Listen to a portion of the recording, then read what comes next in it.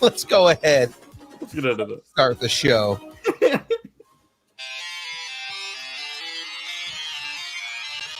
I'm sticky.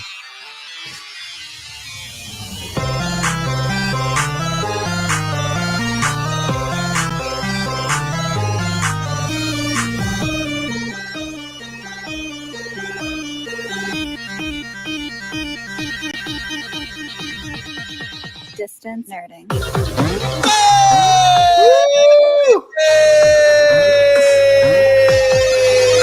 Well, ladies and gentlemen, welcome to the gun show. Welcome to the gun show. Oh, yeah. As of course, the only guns that you can see. For those of you who are listening, I'm sorry you don't get to see James's guns. James's Jamez, that's funny. James's guns, yeah. Jamez, all of James's us. guns. That is funny. We don't know where they came from, but all of a sudden, Jamez is ridiculously built. Steroids. That's where they came from. Steroids. The man is just massive. Don't be jealous. All the steroids went to my stomach, so it's really backfired on me. Look, The Rock can't is sit jealous here. of the Jamez. Yes. But if anybody's not watching and just listening, young Phil's got his tidy whitey shirt on. You know, it's funny. This is actually a loose shirt. Ladies and gentlemen, it's Taco. I'm losing weight. Look at me. I'm so skinny these days. I'm not losing weight. I'm not losing weight. I've gained weight, man, and not in a good way. It's Taco Tuesday, and you know what that means. You are now watching and listening and experiencing distance nerding. Part of the Comic Con radio podcast family. Yeah. She still doesn't understand the... There you go. Yeah. It's Jen from Frey Comics. He's been stuck on Isla Nublar for 3 weeks. It's Shadoo. Oh. That is true. He's been learning to... excuse me. He's been learning to sling ring with Wong. It's Jabez 5000. And he wants to yabba dabba don't. It's young Phil. And Absolutely. we're here. We're to nerd together, even though we can't do it together 24/7 for the You know what we 104th can do? time. You know what we can do together? 365. You know what we can do together is come fresh to death with our new hairdos, everybody. Hey, Look at everybody. Here has a new haircut, and I don't know. It just happened that way. My Doctor No, Strange we is did not is plan coming out. Sling ring. I'm sling ring. Man.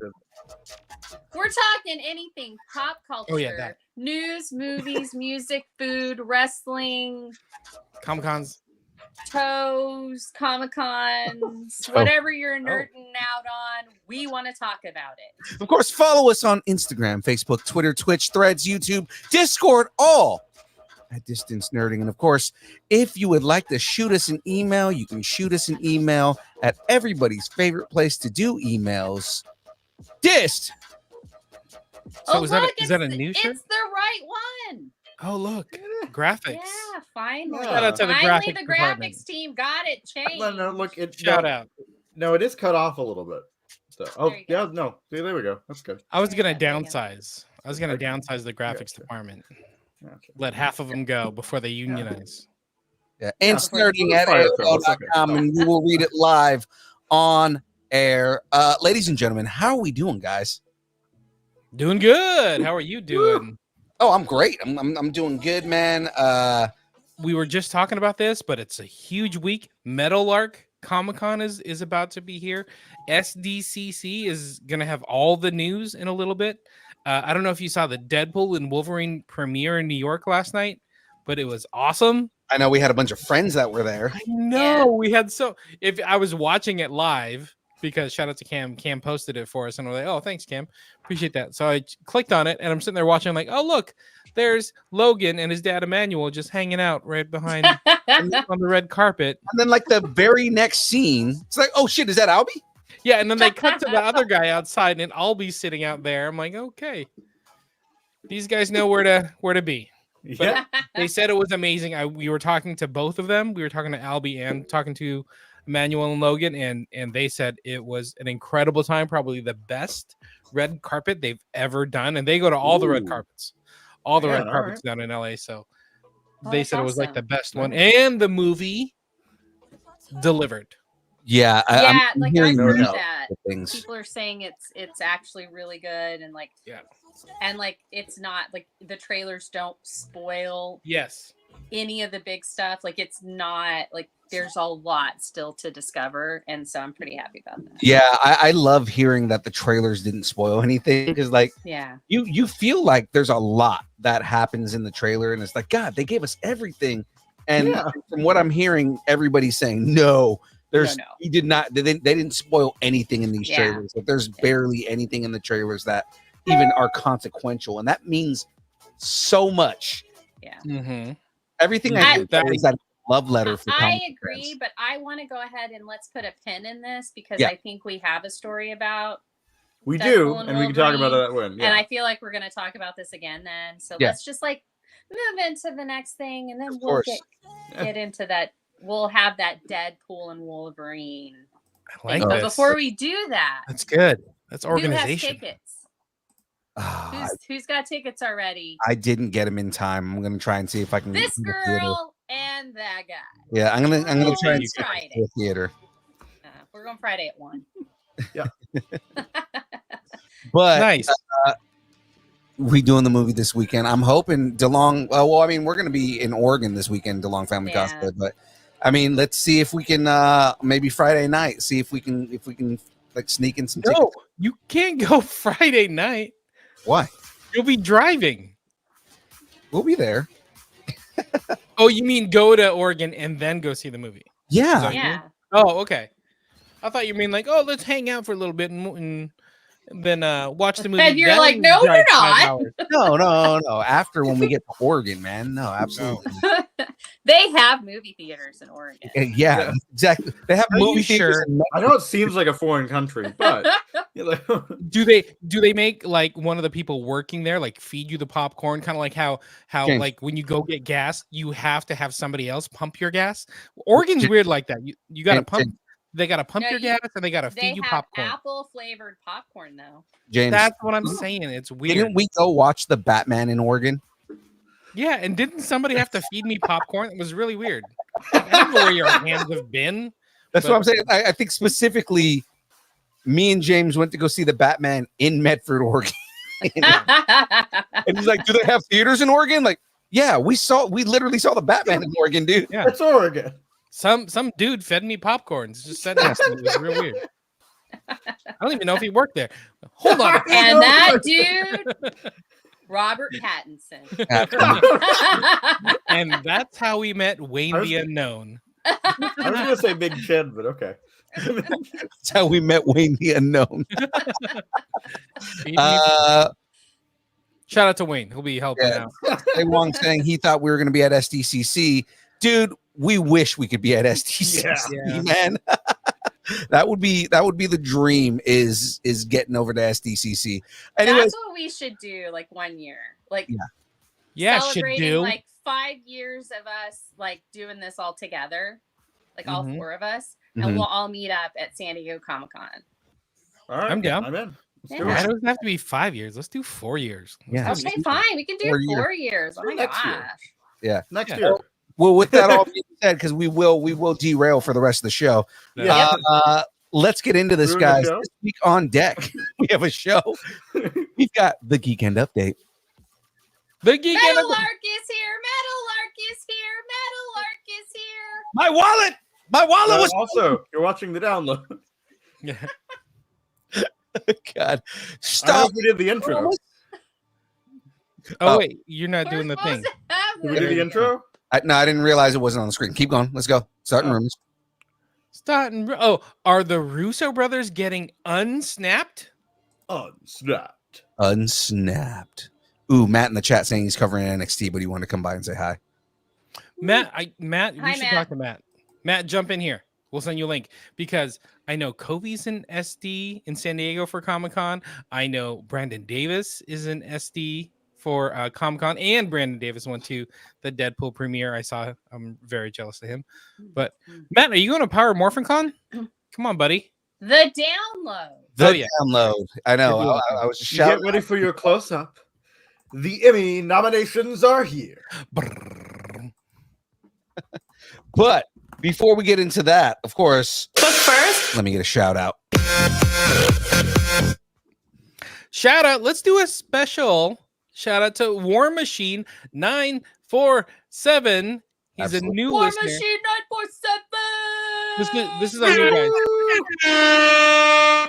He gave us a 5-star review on Apple Podcasts, so thanks a lot for that, War Machine. He said, new listener, met y'all at Gem State Comic Con. Figured I'd check out the show. I didn't make it through the first episode before I got hooked.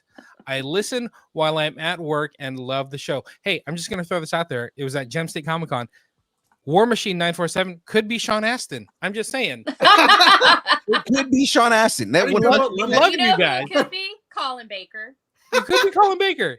I made quite the impression on Colin. Exactly. I think Colin Baker is literally a fan now. After Yeah. that interview, Oh, he yeah. had a lot of fun.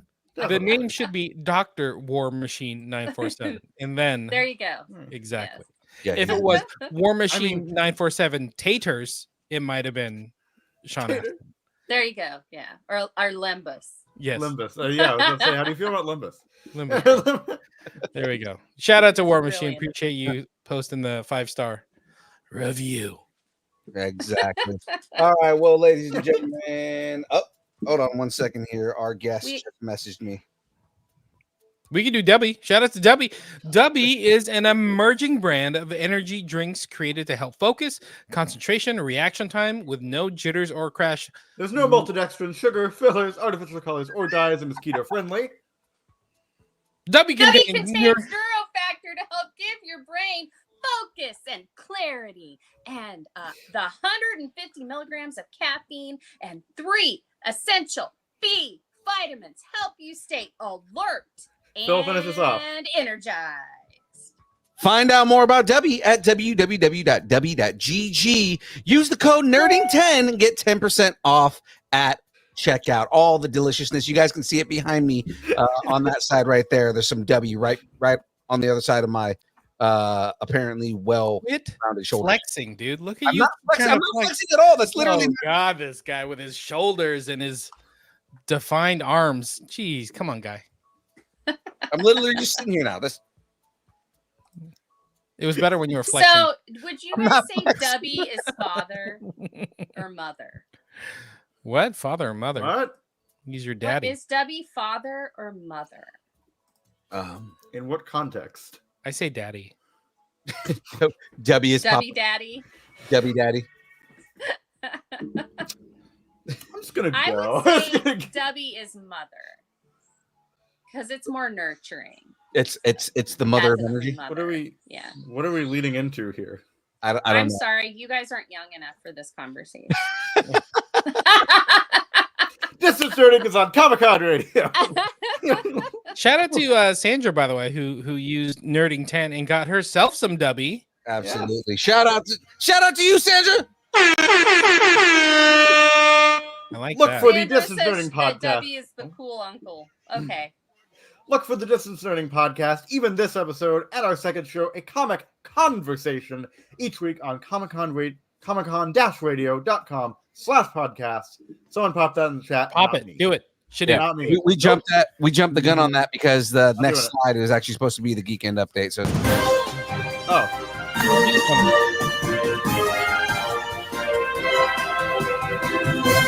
Distance Learning is on Comic Con Radio.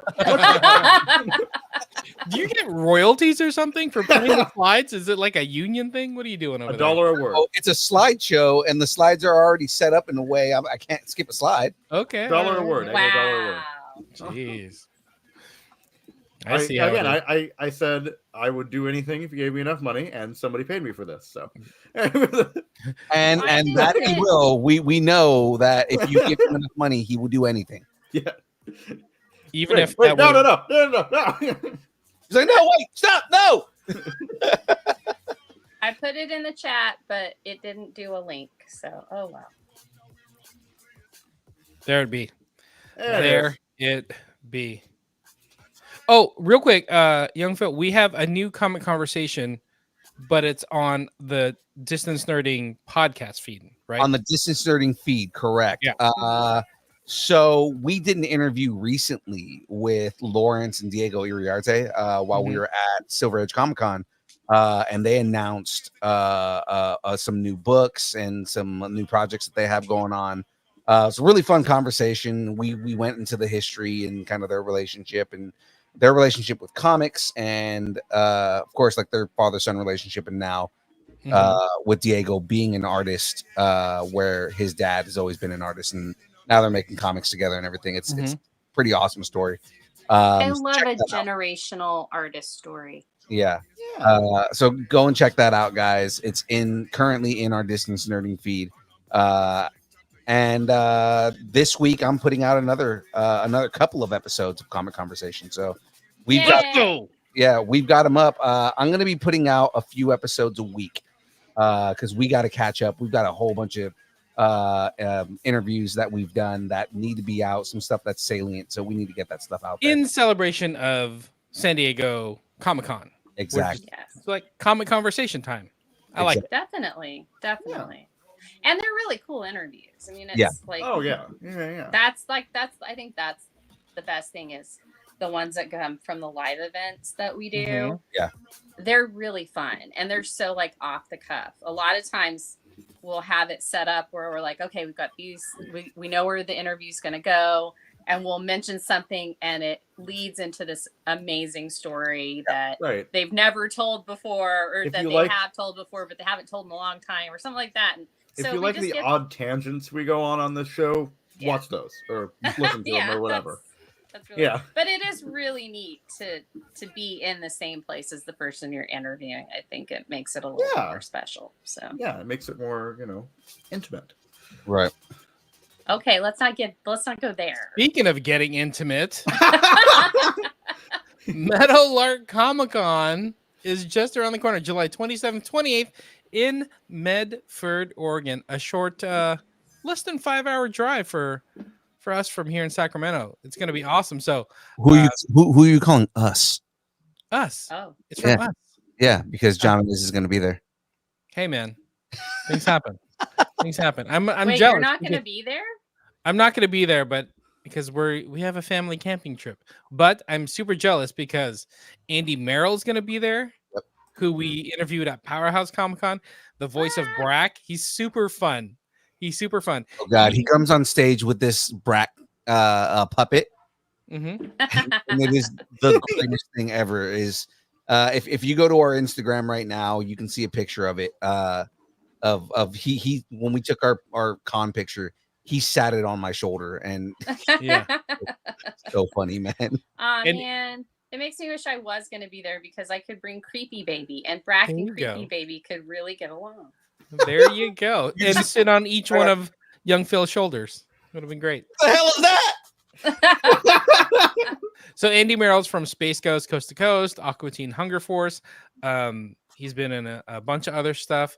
He's great. He's super fun. Like, you know how we make all the interview questions and whatnot ahead of time, research. It all went out the window when it came time to interview Andy, but in the funnest way. Like, we realized, like, oh, wait a second. He did stand-up comedy. That's right. And then all of a sudden, it was just like tangents, just like what Shadu said. It was tangents and all over the place, stories, and all of a sudden, his Brack puppet is like playing the ukulele on stage, and then the canopy that was covering us flew off. You know, it was the craziest interview, but he's so much fun. He like just went with it. It was so great. As we were putting the canopy back on real quick, he's like, I guess we'll just play the ukulele. He just started playing the ukulele. He just starts singing a song while we're like, but it's like it's a 100% improv song. So he's just like singing about what we're doing, like he had it all ready to go. And they're putting it back on the table, connecting all the things to keep it from flying away again. He was fun. He was definitely fun. Steven Constantino, he was in Return of the Jedi. He's got a fun story of how he got there, and it's because of Billy D. Williams, Is Mhm. it? I He don't know was if he playing one worked of the Gamorreans, right? One of the Gamorrean guards. Gamorrean guard. Yeah. Yeah. So he has a fun little story, and he has a big music background too. So that'll be an interesting interview. And then Lou Temple, who's been in Yeah. a ton of stuff. Right. And did you Walking guys Dead. know that he actually played minor league baseball? No. I did not, and I saw the notes on that. I'm like, oh, that's kind of interesting. Yeah, he actually made it up to scout. So he scouted talent. So I That's thought that pretty was cool. kind of neat. Wow. That's pretty cool. But he's been in The Walking Dead and Walker, Texas Ranger. The new one. He likes to walk. What a Once upon walking, yeah. Once Upon a Time in Hollywood. So he's got a ton of stories. And also, speaking of Walking Dead, Dave Fennoy, is that how you pronounce it? Fennoy? Yeah, Dave Fennoy. Fennoy. He's a voice actor, and he's been in Mhm. StarCraft 2, Bayonetta, Spider-Man 2, Whole bunch of games that I've actually played. Yeah. So I'm actually And excited. the Walking Dead. yeah, The Walking Dead, the Telltale game. The Telltale games, Walking Dead. Yeah. Oh, cool. He did what is it? Elder Scrolls as well? Yeah. Oh. Oh, now Yeah, he's you're been in a talking bunch of Shadoo's games. language. Yeah. Bunch of games. You got all excited. So, ladies and gentlemen, to further talk about Meadowlark Comic Con and all the things that we're going to be having a whole crap ton of fun doing over there, I would like to welcome back to the show the proprietor of Colossus Girl Entertainment, the man, the genius behind all of it. Ladies and gentlemen, please welcome back to the show, Dave Haworth. Hey, guys. Hey, James. Nice seeing you. Hey, Yeah. hey, Dave. How How are are you? you? Who Good, is good, this good. guy? What do you Look mean? at clean shaven. This No. guy. Yeah. I got a little bit right here. I got a little Okay. Yeah, he's got some peach fuzz. It's fine. Yeah. yeah. All right. When it's 105, like 50 days in a row, you kind of have to. That's fair. That's fair. Yes. I feel you. Yes, I agree. It's 107 here in Sacramento right now. So Really? Wow. Yeah. And we have loads of smoke from Oregon from the fire, so I literally feel like I'm in hell. It's crazy. Oh, So I shouldn't tell you all it's a nice 84 degrees here. 84. Nice. You know, what's funny is it's 107 here right now. It was supposed to be 113 today. So at least Wow. it's 107. Right. Yeah, Well, we're again, in I a, don't know if I like- can feel the difference between those two. So, A cold snap is what they call it. I, when it's I work 84. outside, so yes, I get to deal with that. well, No, I stay indoors. enough of the weather news. Wow. Let's well, talk we did Meadowlark. say whatever you're nerding out about. Yeah, and we're It's nerding out. including 107 degrees. meteorology. Yeah. And look, hey, you can be a meteorology nerd. What I did today, There you go. nerding out, is that what you asked? Yes, that's exactly what I asked. Well, I watched Star Wars Rebels half the day, and then I watched Ultraman the other half of the day. So Wow. Nice. Very Which nice. That sounds like a seasons good day. of Star Wars Rebels did you watch? first season, just the first Oh. season. Oh, okay. All right. All 4 discs. When they were sweet summer children. Yes, Yeah. and Exactly. I'm looking forward. I know this is controversial in some circles, but I am looking forward, hopefully next week, watching The Acolyte and having my own opinion of the show. So I'm looking forward to that. Yeah. That's awesome. Okay, then That's we good. will not talk about it. Nope, we will not. Except I will say. No. Hey, no. Are you caught up on Hot D? Dave? Whoa. Hey, Hot D? Yeah. what How's are the you dragon? talking about? I'm Hot D. What do you mean? He's House hot, of the Dragon, the Game of Thrones prequel. but tis. Game of Thrones. Oh, I've never seen Game of Thrones. So, Oh. well, Get him off now. well, being a writers don't read other writers' stuff unless the writer's dead. Like, I read Tolkien, Lewis, Asimov, all that stuff because they're dead. So What do you think of Rebels right now? Are you excited for it? You like it? Rebels, Star Yeah. Wars Rebels. Yeah. I've seen it before. I enjoy it. Oh, okay. I'm a big Star Wars freak, and I have to. Kyber Cabe is not going to like to hear this. Oh no. Here we go. When we were at Silver Age, there was a lightsaber I really, really liked. but I promised my friend Tubi that I would buy one of his lightsabers, but he didn't have any lightsabers available I didn't like at the time. So I went over to Kyber Cave, and they had like a bluish metal lightsaber that I really liked. And I said, well, I need something to take with me to Japan next year for celebration. I don't want to bring my Obi-Wan Kenobi lightsaber because that's expensive. So I went to get it and it was gone. And I asked him, hey, I go, where's this lightsaber? Do you have any more? They go like, no. I'm like, oh man. So like the whole weekend, every half hour I went over there just to see if there was miracles happening. And nothing happened. So I went to neonsabers.com because now I was mad and on a mission that I needed something. And they had a deal like 2 lightsabers, $99 each. And I bought a couple of sabers. And, you know, Phil will understand this. You know, when you go to Galaxy's Edge and get like one of their expensive lightsabers, you can't use it and hit it against the wall or hit someone in the face with it or it's not battle ready or anything like that. So you need something inexpensive, cheap. So if it breaks or if TSA takes it, you're like, oh, well, fine. Right. You know, and that's basically what it was for. But you know, I'm still waiting for them. So hopefully they'll show up. But yeah. And I'm a weirdo. I get in these trends, and Marina will tell you like now. And I bought lightsaber wall hangers for them as well. So I know I'm bad. I'm horrible. No, You should have said something to us. We would have. We you know, Kyber Cave's down the street from us for the most part. Well, Yeah. They said you wanted a blue one. Yeah, they said and steal one. Yeah, they said that they were sold out at Silver Age completely, and for that one, they would probably have to wait for a whole new shipment. But I'll be buying from them again. You know, I really prefer to buy stuff from the vendors at our own shows.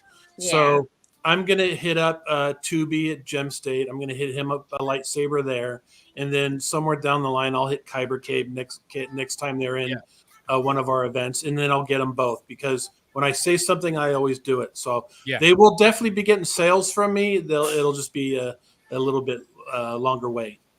There you go. Tubi does have some cool lightsabers, but it's all his are all like custom built. You know, right? Right. And you know, I'm hoping that he creates some and sells them at his table. You know, so I don't know. I would like to buy one from him as well because I've known him for like 12 years or something. I remember his daughter when she was just a little baby, you know, so, you know, I'd like to support the people who support us. So, I mean, it just makes sense, right? So, Tubi's great. His wife, Chandra, she's great too. She's awesome. Yeah, the whole family's cool. Have you spoken to their daughter? Oh, yeah. I owe her a Funko Pop. She is the most, I'll tell you, she is one of the most intelligent kids I've ever met. I'm sitting there talking to her, and I'll be like, how old are you again?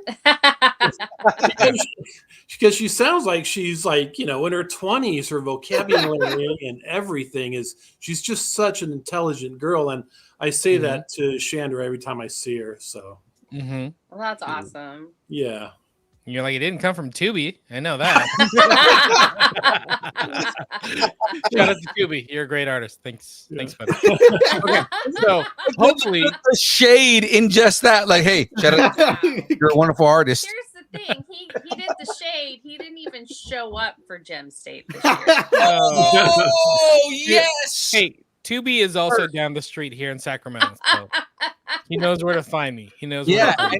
And he knows where you live. Be careful. And I'm telling you, if you're going, he doesn't want to get out of his house.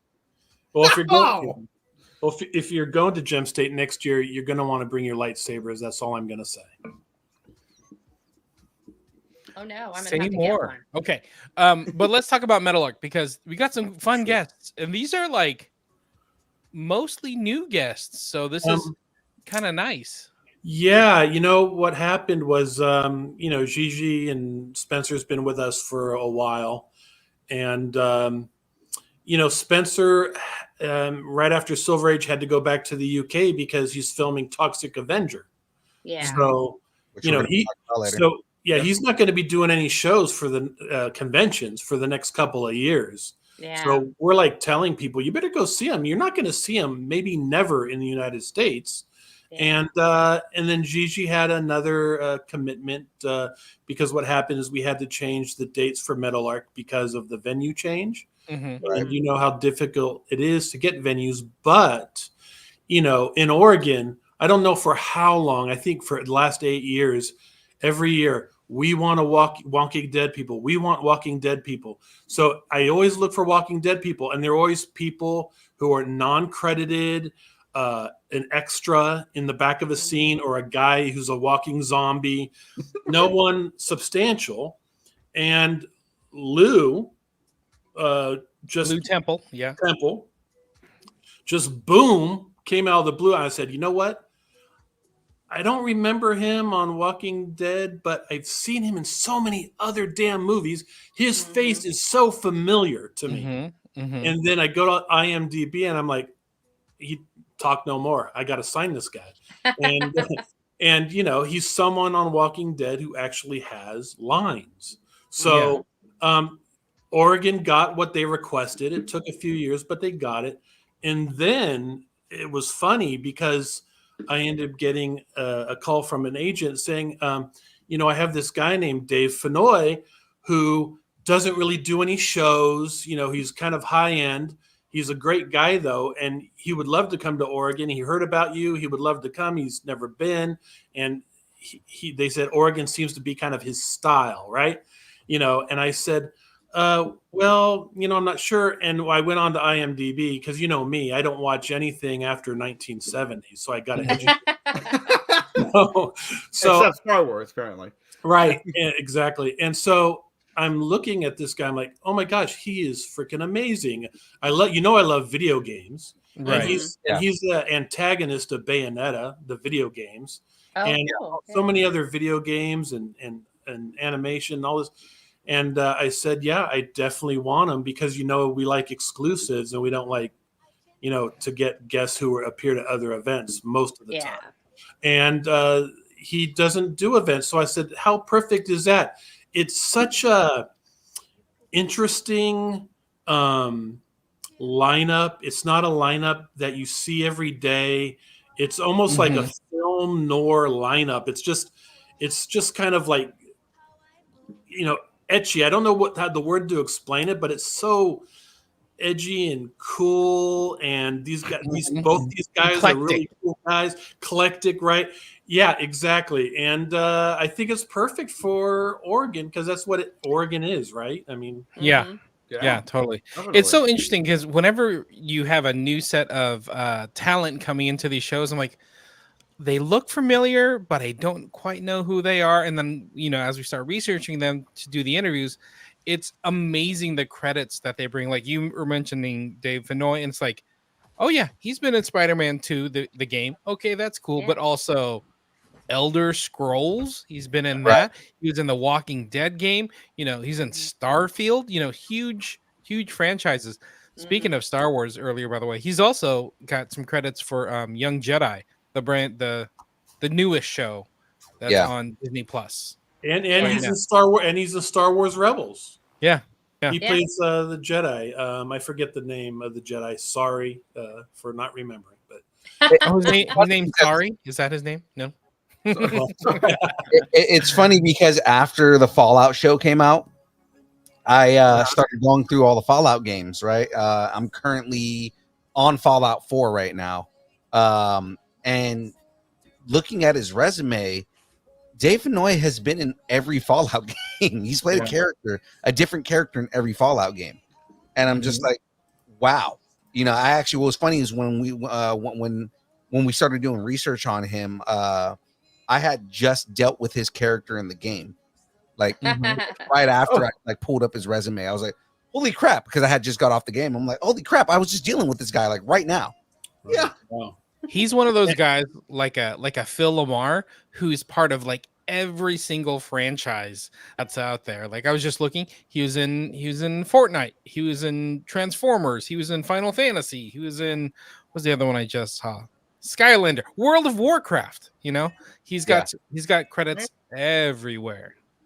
Right. And, believe believe it or not, you probably won't believe this, but believe it or not, when I'm looking for guests, I'm also looking for actors who complement the panels that you guys will be doing. So when I'm looking at guests, I'm also thinking of you guys at the same time. So I'm not selfish and only get the people I like. I get people I think that maybe you guys would like to interview, or what I think you guys might like to interview. You know what I mean? Yeah, it's fun. It's fun. It's definitely fun. So it's really cool. Did we talk about Steven yet? Steven Constantino. Well, we haven't yet. Not yet. We can now if you want. Yeah. Look, Dave Benoit has been in a couple of Barbie things too, so I definitely think you should ask him if he's got Kenergy. If you look at the dude, he definitely has energy. Oh yeah, He's Knuff. He's Knuff. Okay. He's enough for sure. He's Knuff. And his dreads have enough Ken than most people. So He has more I got Ken in I his got dread- more in Ken his in one dreads dread. than most people have in their whole body. right. So no, Steven Constantino. He's played a Gamorrean guard in Return of the Jedi.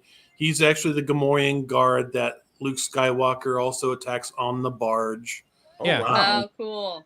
He's That's good cool. friends with Billy D. Williams and the son of Billy D. Williams, who also Corey. played, Corey, thank you, who also played a creature in Return of the Jedi. And they've remained friends all this time. And we had Steven way back in 2016 for CampbellCon. And then we had him also at California Republic Comic Con in 2016. And,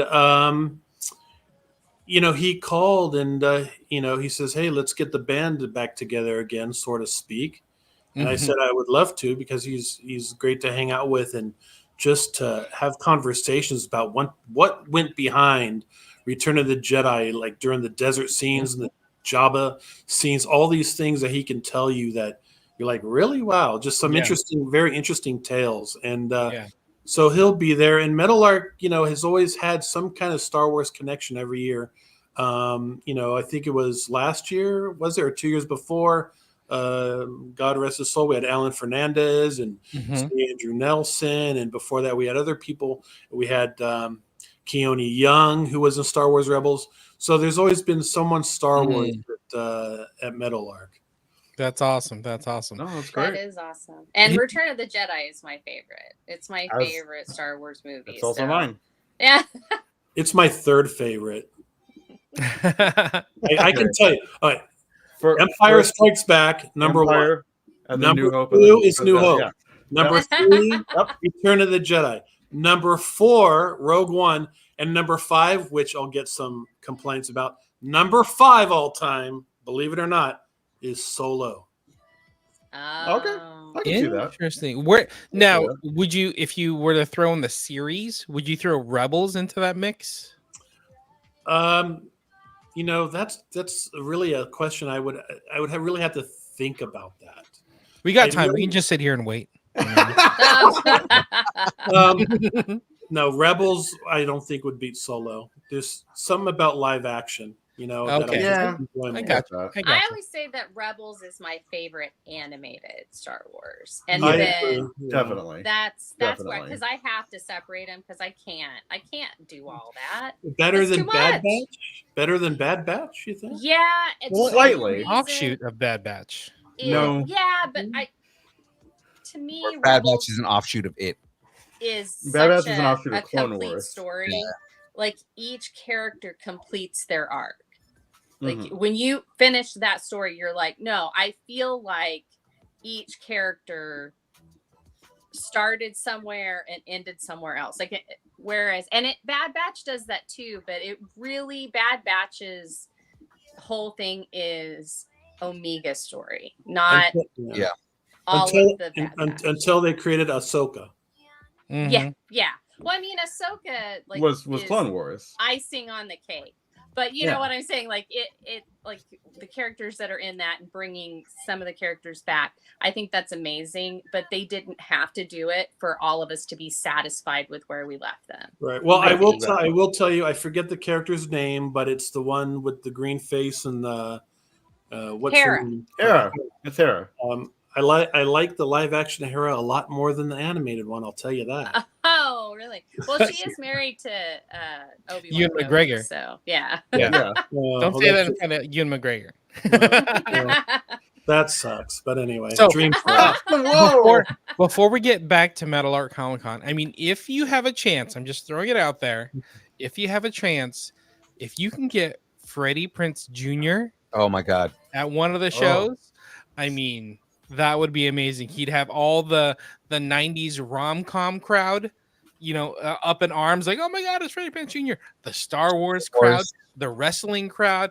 It would And then be you amazing. have me, because I would ask him about Chico and the Man. Exactly. Oh, Chico and the Man. Oh, yeah. Well, his dad, right? Yeah. So, Yeah. Now I'm dating myself, but I remember being 6 years old and watching that show. I mean, But no, Freddie Prinze Jr., he really doesn't leave the house much because, I mean, if you're married to Michelle Gellar, do you really leave the house? Exactly. That's true. Fair. He's been doing more lately. So like now is the Yeah. prime time to get him. I'm just planting a seed. Go out there and do work your Dave magic. Well, Say you know, long, I agree. I would also Yeah. ask about Wing Commander. About how I much he would. hated filming that movie. We've talked about that a lot on the show. How much he hates that movie. Yeah. Whenever we do lists and we talk about like the worst video game, we did worst video game adaptations. We talked about Wing Commander, and Wing Commander only made it as far as it did because the argument was you can like a movie where your cast hated making it and to this day talks about it being their worst mistake is a movie that deserves to be high in a list of worst video games. It is objectively worse. Yeah. Yeah. Because Freddie Prinze Jr. said that the script that he got was not the movie they filmed. Ah, Oh, well, yeah. All right. All right. Everyone Let's talk talks- Meadowlark. Well, wait, one thing first. Everyone talks about the worst movies ever made. I have to tell you, I'm giving you a challenge. Okay? Watch Gamera from 1980. Watch that film. It is the worst film ever made. You have images of Star Blazers where Gamera is going up, and it's like they're trying to pretend that Gamera meets Star Blazers. And then Gamera meets Kevin. It's the worst movie. And then you have three girls who are like Superman. You want to see the worst movie ever made? Gamera 1980 version. Go check it out. It's worse than Manos Hands of Fate. Oh, Manos, The Hands of Fate is Academy nominee compared to that film. Oh my God. And we've had an actress from Manos Hands of Fate on the show. So Jackie. That's funny. we had Jackie on the show. Yeah, she's fun. That's funny. I'm trying to think who else are we getting. Yes. We are also getting Tanya Todd. I was just doing the research on her. She's interesting. It'll be fun to talk to another. She's an author. She's a writer. Author, writer is kind of the same thing. Actor.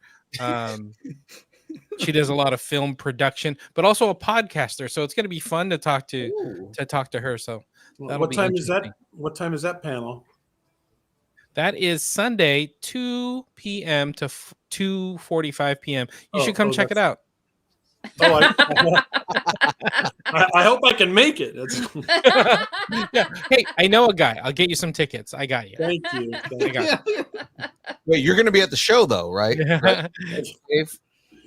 Yeah, I'll be at the show. I mean, I'll have to drive through a wall of fire to get there, but I'll be Yeah. there. Yeah. Oh, are you not in Oregon? I figure you'd be in Oregon already.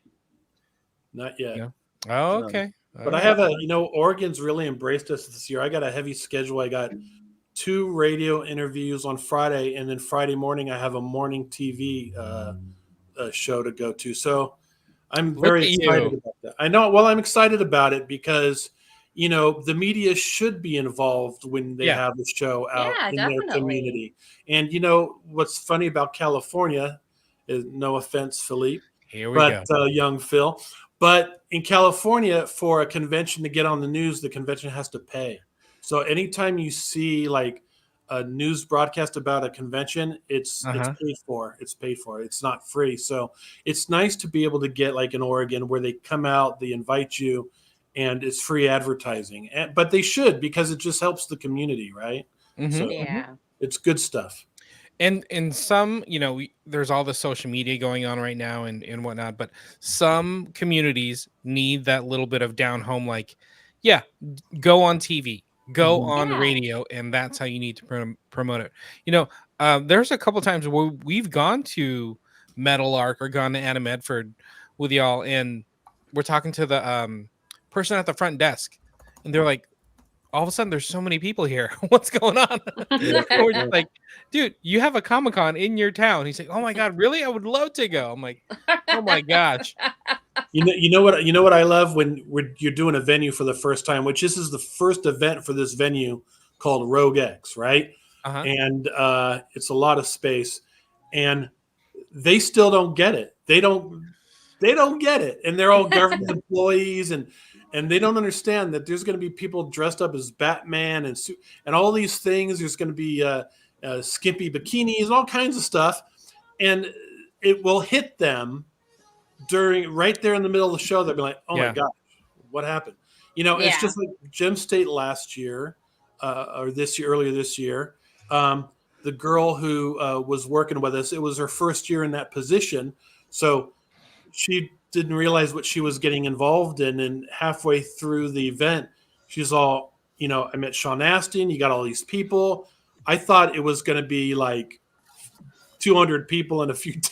And she and she goes, next year you have everything. You have all the buildings. I said, good. It's about time someone learns. There you go. We need space. That's awesome. Yeah. And the bigger the venue gets, it feels like you have no problem filling it. It seems like it just gets bigger and bigger every year. You get a bigger purse. So like that's it.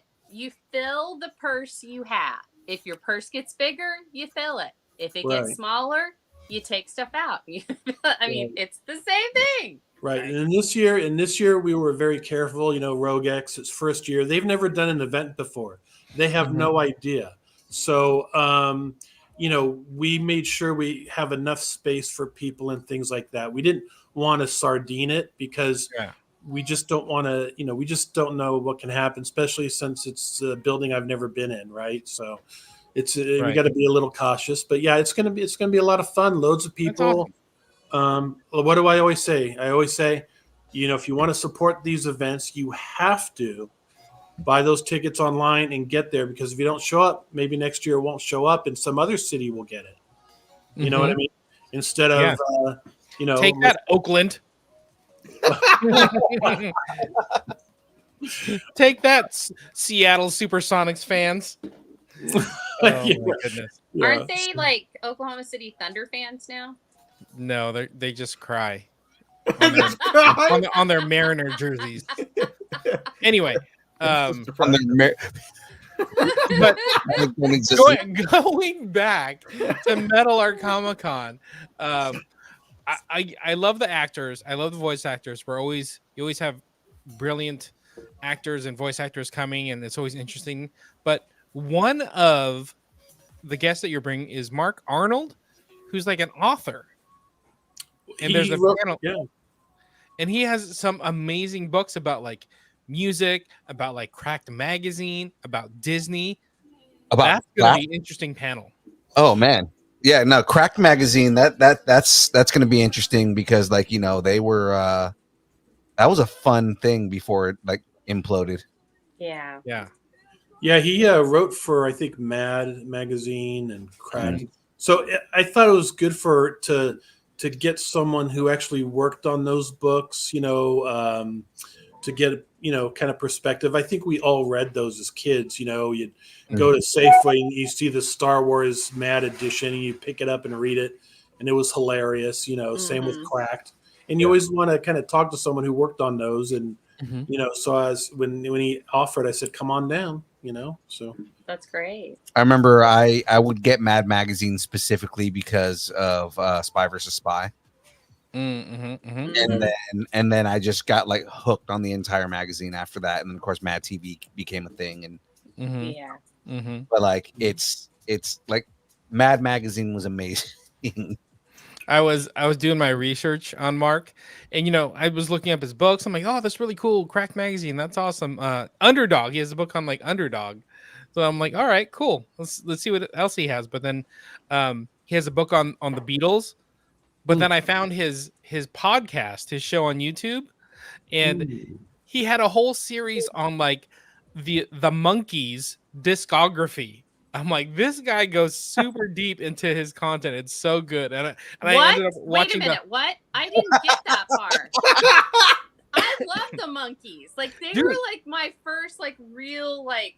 She had a crush on that I Davy love. Jones. Yeah. No, actually, it was Mickey As we all Dolenz. did. I was a Mickey Dolenz girl all the way.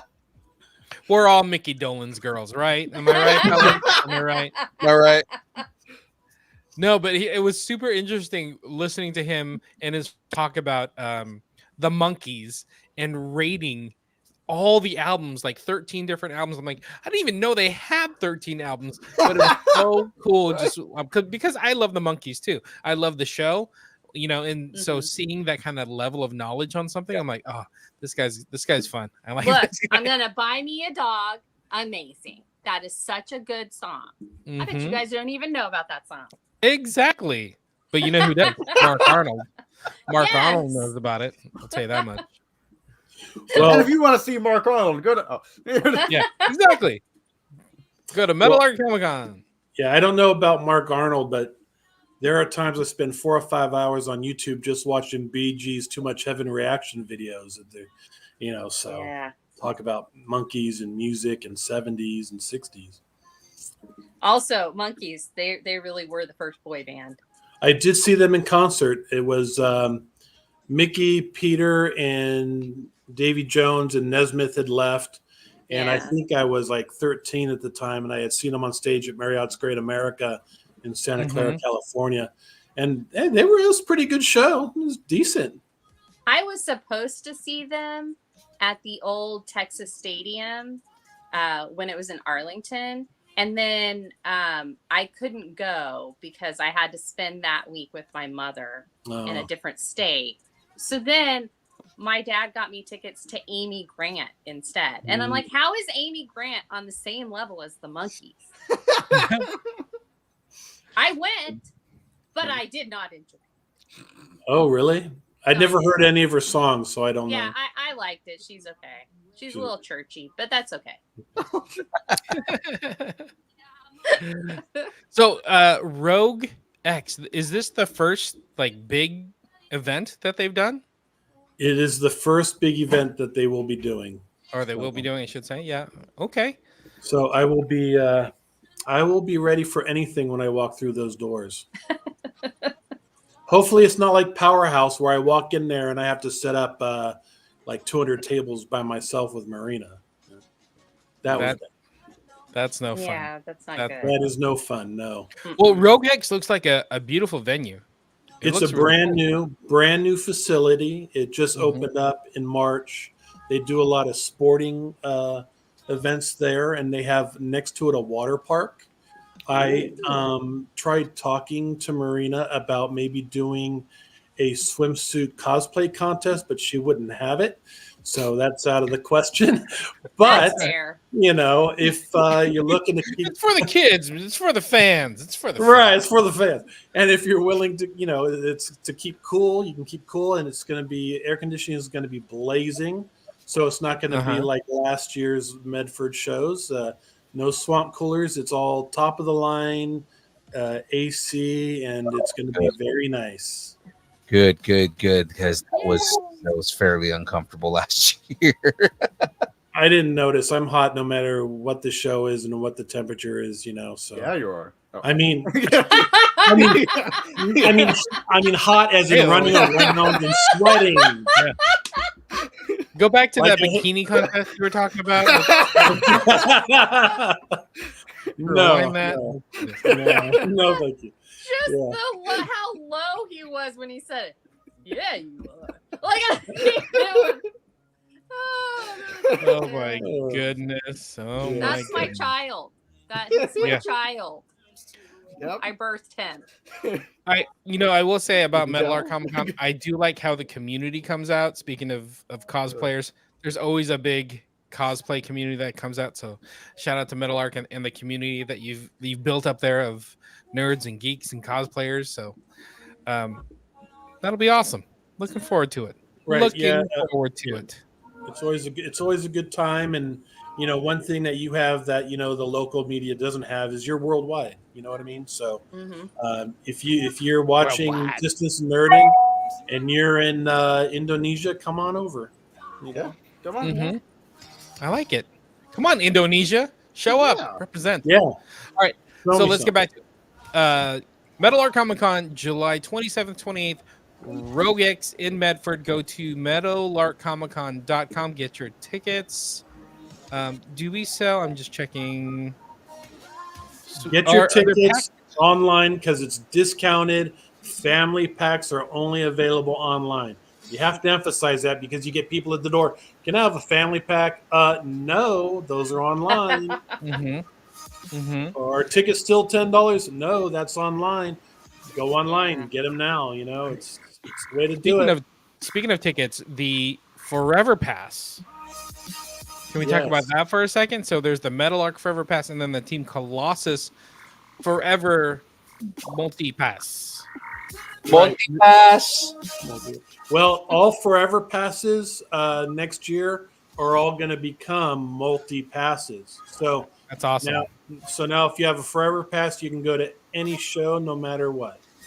That's awesome. That's ours. I mean, you can't go to San Diego and do that, but you can do it at our events. I mean, hey, you could probably try. It Yeah, might work. I I'm don't sure know. you could. Yeah. Yeah. If they're Well, that's feeling awesome. particularly lenient that day. That's really cool. I've never heard any, even some of the other shows like a Galaxy Con. I've never heard them do anything like this. This is super innovative, especially for somebody in Oregon, because you have 3 shows in Oregon. Yeah. 3 shows in Oregon. I mean, come on. And the thing is, these other events will eventually catch up to us and take the idea. Like most events take all their ideas from us, so it just will take time for them to catch on. Like, we're still the only convention with our own comic book, and they'll catch on eventually. I mean, next year we plan on 6 titles, so we'll see. But yeah, that's moving along as well. And you got to come out and have a great time. Bring the family and hug James and young Right. Hug Phil with those arms. Look at those arms Yeah. hanging out. Man, Jesus, maybe heck. Phil can have a multi-city fan girl thing. thing. I don't have another shirt where I can cover up my arms. Oh, you're talking about what happened at Silver Age? Yeah. Oh, I heard those girls were all from the Mustang Ranch. It's Ooh. God. down the street. Yeah. That makes me more jealous. Dude, you had professional fangirls. Yeah. Right. What can I say? Real quick, shout out You're to Sandra in the chat. She's part of the DeLong family cosplay. They got Forever Passes, so they're going all over the place. I like seeing them. Yeah.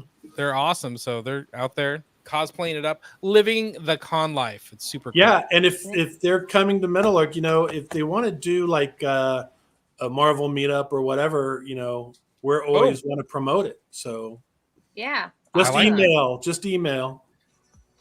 I like that idea. I do like that Marvel meetup idea because that's the one thing I really love about all the Team Colossus girl shows is it's so community based. I've been to other cons. None of them build a community the way Meadowlark, Anna Medford, Silver Age, Gem State. The way they build communities is nothing like I've ever seen going to any other con. So I really do appreciate that about Meadowlark and all the shows you guys do. So And I just finished today. I just sent it to Luis Rivera, Team Colossus number 6. So that'll be ready for next year. And James Pasco will also be doing some comics with us. So we're happy about that. oh, nice. Oh, yay. Yay. Yeah. Shout out to Luis Rivera, our good buddy. We see him at all the shows. I did not see him at Silver Age because he was too busy autographing all I the know. comics. Yeah, and also busy gambling. That's true. So maybe we keep him away from the tables. All right. Yeah, as soon as he gets in, he goes straight to the slots, and he texts me, "Hey Dave, I've been here an hour. I made $1,000." Right? So then he doesn't leave Reno until like 6 p.m. Sunday. He checks out 11 a.m., but he gambles until he has to go to the airport. So he gets to the airport, and he texts me, "Hey Dave, guess what? I lost everything that I." I'm like, "Oh, come on, Luis." He's like, just "Can I get a doesn't know when ride?" to stop. Yeah. Oh, that's funny. No, Luis Rivera is good people. We've hung out with him a bunch of times in Oregon at Anna Medford and in Meadowlark, and then Silver Age as well. So yeah, he's a really good guy. Gem State and a good artist. Yeah, we hung out with him at Gem State too. With Oh, that's Bing. true. Yeah, Yeah.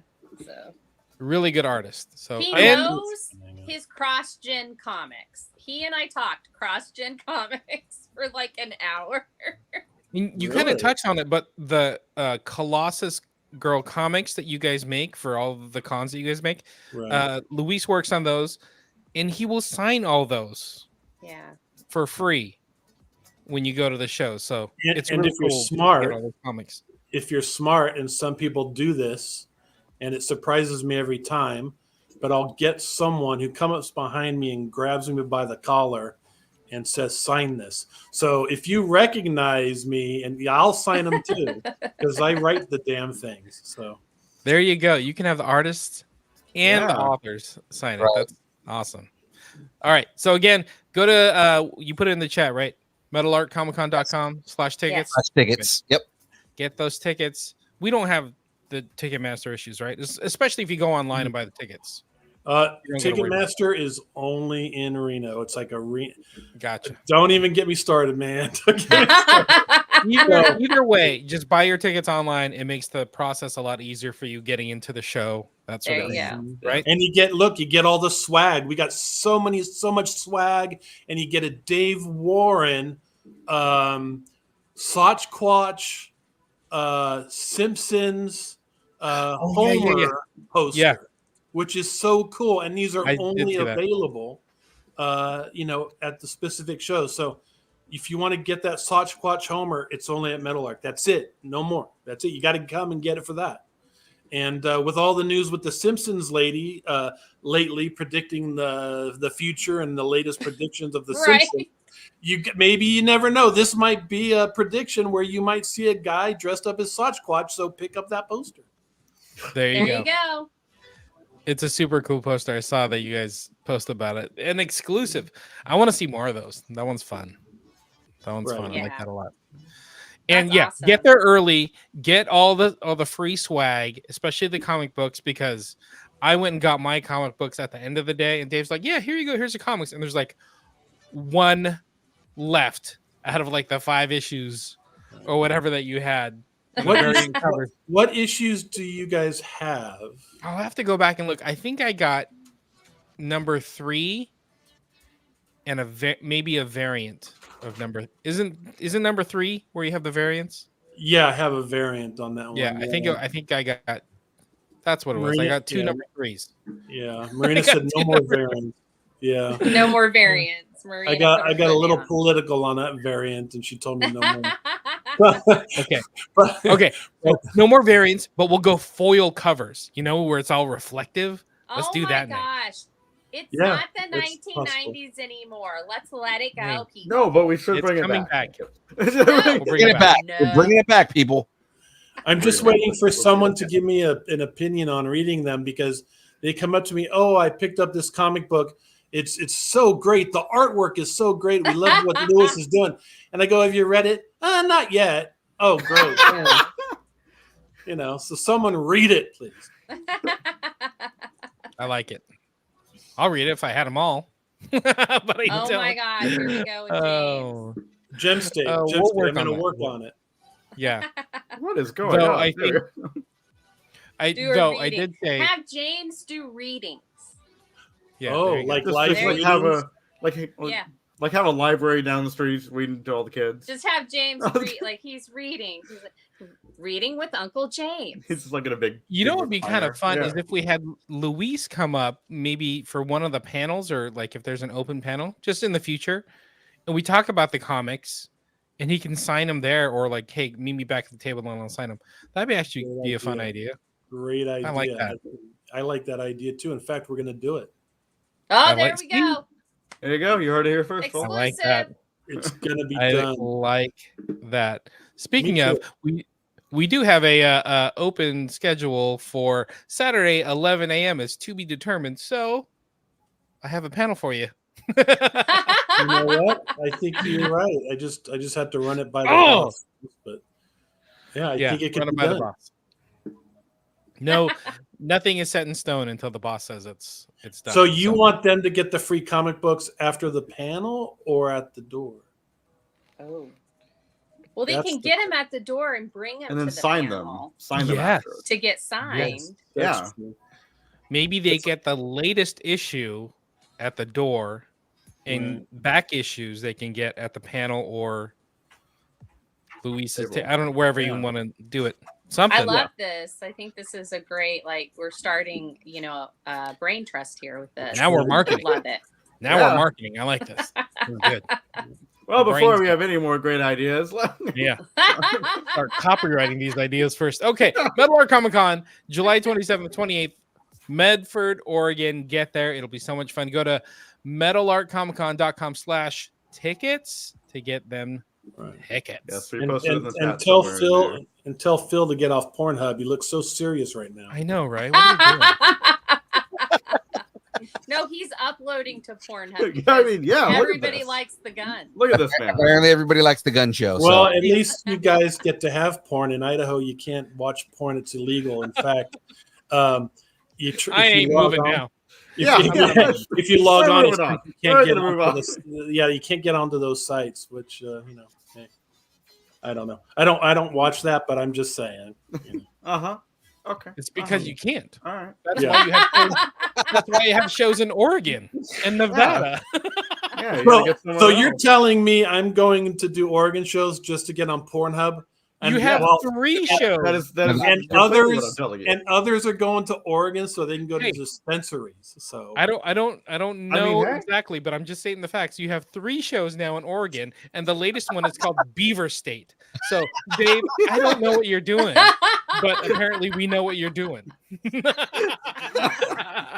subliminal messaging, Oh, yes. that's good. oh my god, he's like, yeah, it's called Beaver State. You Yeah. couldn't be more blatant with the lack of porn. And all.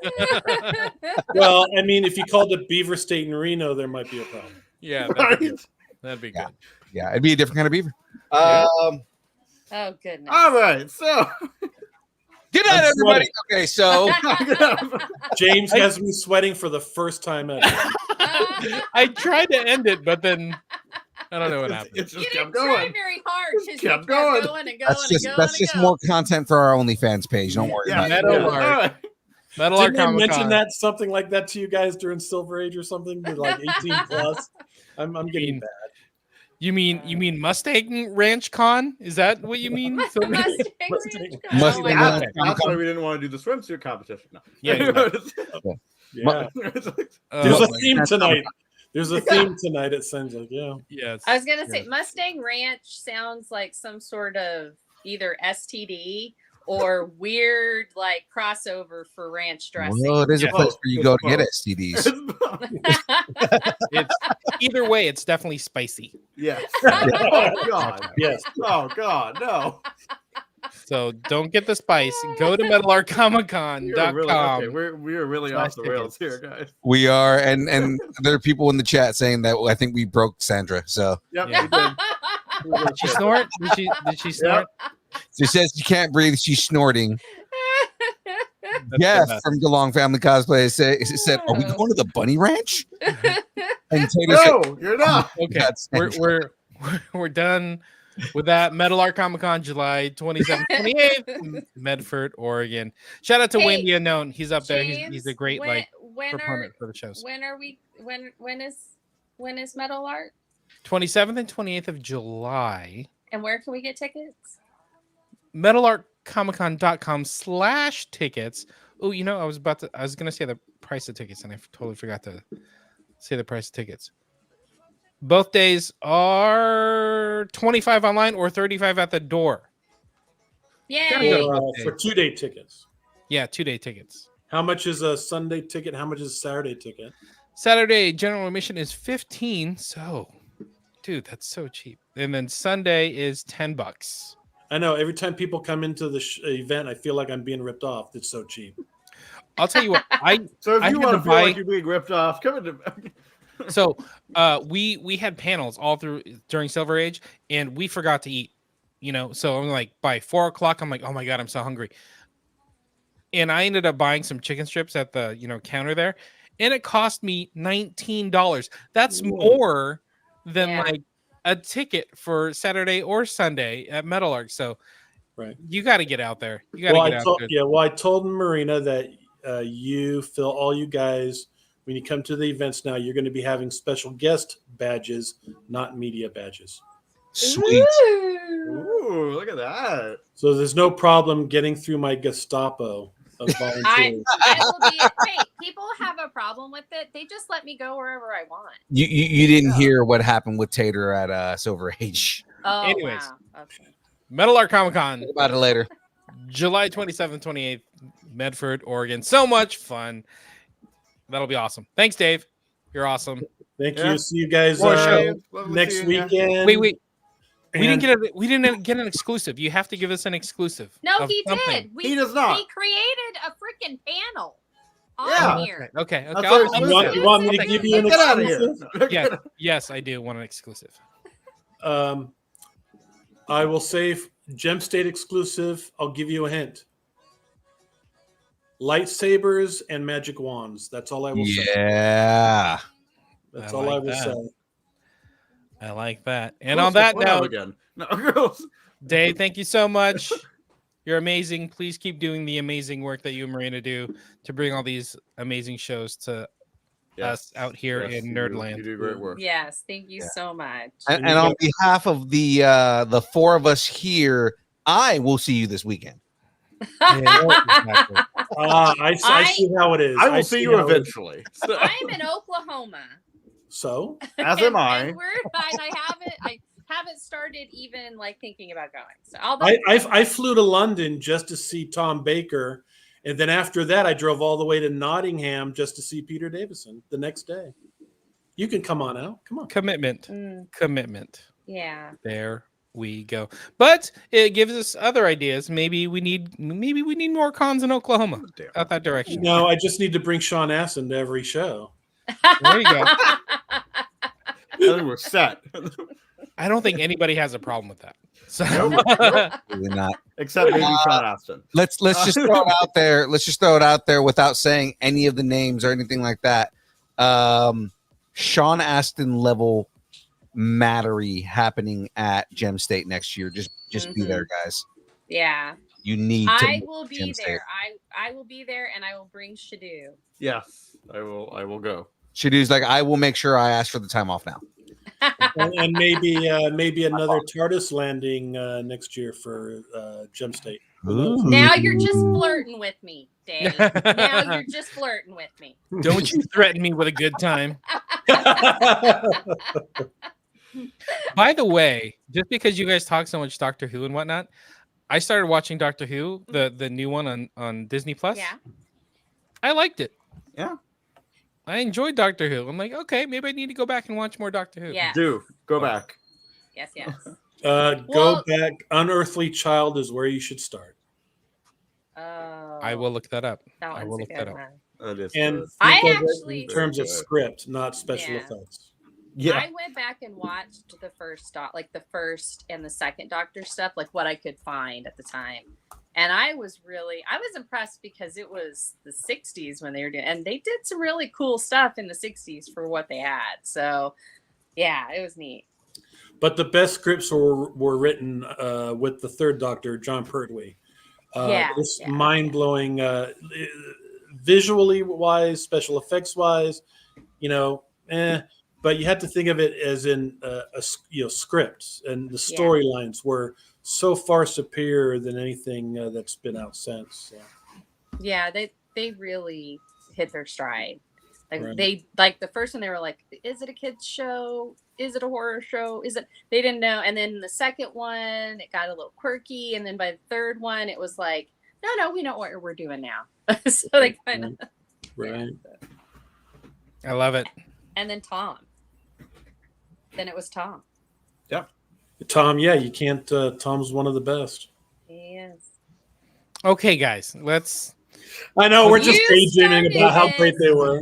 I know. Stop with your who's and your Dudes. Whoniverse. Your Whoniverse. In our Whoville. In your Whoville. Didn't you come out to California for Gallifrey 1? I do go to Gallifrey 1 because I've been going to that thing for like 20 something years. Yeah, close to 30. It's the only show that I'll pay to get into. I was gonna say, is that the only show you pay to get into? That's nice that you have like your own fandom. That's kind of, it's in a weird way separated from. Yeah, that's where I Your met regular Gigi online. a long time ago. That's where Gigi and I actually met, was at Gallifrey. Oh, that's cool. Yeah. That's cool. That's awesome. I like that. I like that. Yeah. You got an interesting crew of people that you surround yourself with. Yeah, it's the only convention I actually mentioned by name. That's not ours, is Gallifrey. Understandable. That Yes. is high praise then. It is. Yes, It is. absolutely. Great. All right. Thank you for Well, being here as always. Yeah, One more time, man. Thanks for coming on the show. We highly appreciate you coming on and giving us your time, man. So we will see you this weekend. And one more time, guys, Meadowlark Comic Con. Get your tickets now at Thank you. meadowlarkcomiccon.com/tickets. Thank you, guys. Yeah. Appreciate it. Right. You guys do See good ya. Thank work. you. Hi, Dave. Appreciate Love you. ya. Did you just All tell right. Dave that you loved him? Yeah, I do. Love you. Love your face. He's like, I'm just throwing it out there. I mean, You yeah, have no, I- You have pretty lips. Oh, oops. What? Okay, let's get into some rumors. Yeah, because we've got some rumors to cover, Yeah. ladies and gentlemen. Let's jump Yes. right on. I don't know what. I don't know Hey. where they getting their news, but Oh my God, Jen's got that excited. if tonight it comes true. Ooh, let's start some rumors. I wanna start some rumors with you. I wanna start some rumors with you. Before we get into like the official rumors, I have a rumor. Oh, yeah? Yes. Oh What my rumor is God. that? Someone on this panel may or may not be being vetted for Veep status. I'm kidding. I'm joking. It's me. I'm sorry. It's It's me. Shadu. He's being I don't know what Veep status is. I'm like, what? Vice President. vice Vice president. president. Vice president. Can we not? Political Can we director. just say vice president or VP? What is Veep? No, Come on. because No, we're not doing Veep, that. The TV show. Hello. No. All right. You're- Well, let's. Hey, we can't get too political right now, okay? Yeah, absolutely not. Let's jump into the rumors, ladies and I gentlemen. was talking about the TV show. Though Julia Louis-Dreyfus is super cool. She's I dig- very amazing. That's who Dave should get. Oh my god, can you imagine the stories we would get from her? Yeah. Oh, Kylie Seinfeld, Minogue. Marvel? Oh my She god. was on Doctor Who. Hey, oh! See what I'm saying? Where were Anyway, we? Okay. James, this is your story. From long legs to spider legs, we have a plot summary for Prime Video's upcoming Spider Noir series, and it reveals the possible villains that Nicolas Cage's Spider Noir will be facing off with. The series will follow an aging and down on his luck private investigator, Nick Cage, in 1930s New York, who is forced to grapple with his past life as the city's one and only superhero. Okay, sounds good. Mhm, Good mhm, plot. I mhm. do have a rumor synopsis. Opsis isn't technically a synopsis. Synopsis. Synopsis. Synopsis. Opsis isn't technically a synopsis. Synopsis. Synopsising while you're synopsising. Synopsising while you're synopsising the synopsis. Exactly. We Synopsis? follow Ben Reilly, a PI, as he stumbles down a rabbit hole of corruption in 1933 New York City, while also establishing his past as a superhero. Riley investigates the death of Edward Addison, which leads him to discover that the mayor is up to something nefarious that involves the crime boss Silvermane and femme fatale Yuri Watanabe, aka the Wraith. So tacos on the Ooh. table. Remember, we talked about this last week. Brendan Gleeson playing Silvermane. Oh, that's actually a pretty Hmm. good prediction. It took I me a while, have but we got there. questions, We got but there. my tacos are on the table for this. Yeah, let's do it. Yes, my very Targaryen. my very normal tacos. Actually, there's Oh. normal tacos on the table. We've been waiting how many episodes for him to just do normal tacos, and it's for This is normal. Spiderman Noir. Yeah. So first, the picture, it looks like he's in the Old West. The way that they've got like his jacket, Collar. Yeah, it really looks like he's like Old West Spiderman. Spiderman. Spiderman. Spiderman. Spiderman. Well, you know Yeah, he's from New York, so he's a Spiderman. Okay, Spiderman. so who Tacos. else? Tables. Bill. Tacos. Oh, my tacos are on the table, 100%. I think that Brendan Gleeson is a good actor to begin with, but him as Silvermane would be dope. James. I'm in it. Tacos. Table. I like it. Okay. Let's All right. rewind the sling ring, maybe steal a DeLorean and unsnap a stone for this next story. Okay. I like Yeah, it. all right. That was my angry comedy. I'm trying something new. Is that good? Get it. Was it too angry? Not angry enough? Not angry enough. Okay. All right. I need to commit more. I agree. Marvel Studios is in talks with Joe and Anthony Russo to return to direct the next 2 Avengers movies that have been in development. Those films were previously titled Avengers: The Kang Dynasty and Avengers: Secret Wars. Several directors have been in talks to helm these films over the past several months, including Sean Levy, blah, blah, blah. We know he can do whatever he wants. Sam Raimi, oh yeah, Sam Raimi, Spider-Man, and blah, blah, blah, blah. It's also no secret that the Russos are big fans of the Secret Wars storylines. Joe Russo once said, "We just always answer truthfully when we're asked, would you work with them, Marvel Studios? Of course we would. We adore them. What would you like to do? Secret Wars. It was our favorite series growing up." So tacos on the table. Are the Russo brothers the real Marvel Jesus? Or are they the Cain and Abel? I don't know. It's just because they were brothers. That's why I did the Cain and Abel I mean, thing. yeah, I because don't really think that. Let's just go with the are they the Marvel Jesus? I mean, what? I would say so. My tacos are on the table. I know that they want to come back. I wouldn't say that they're the Marvel Jesus because Ryan Reynolds and crew are the Jesus of Marvel at this point. Because after hearing the reviews, you know, I think those guys are the ones. Sean Levy and Ryan. Should Reynolds. we call them the wise men? You know what? Of the I say that MCU? they're Castor and Pollux.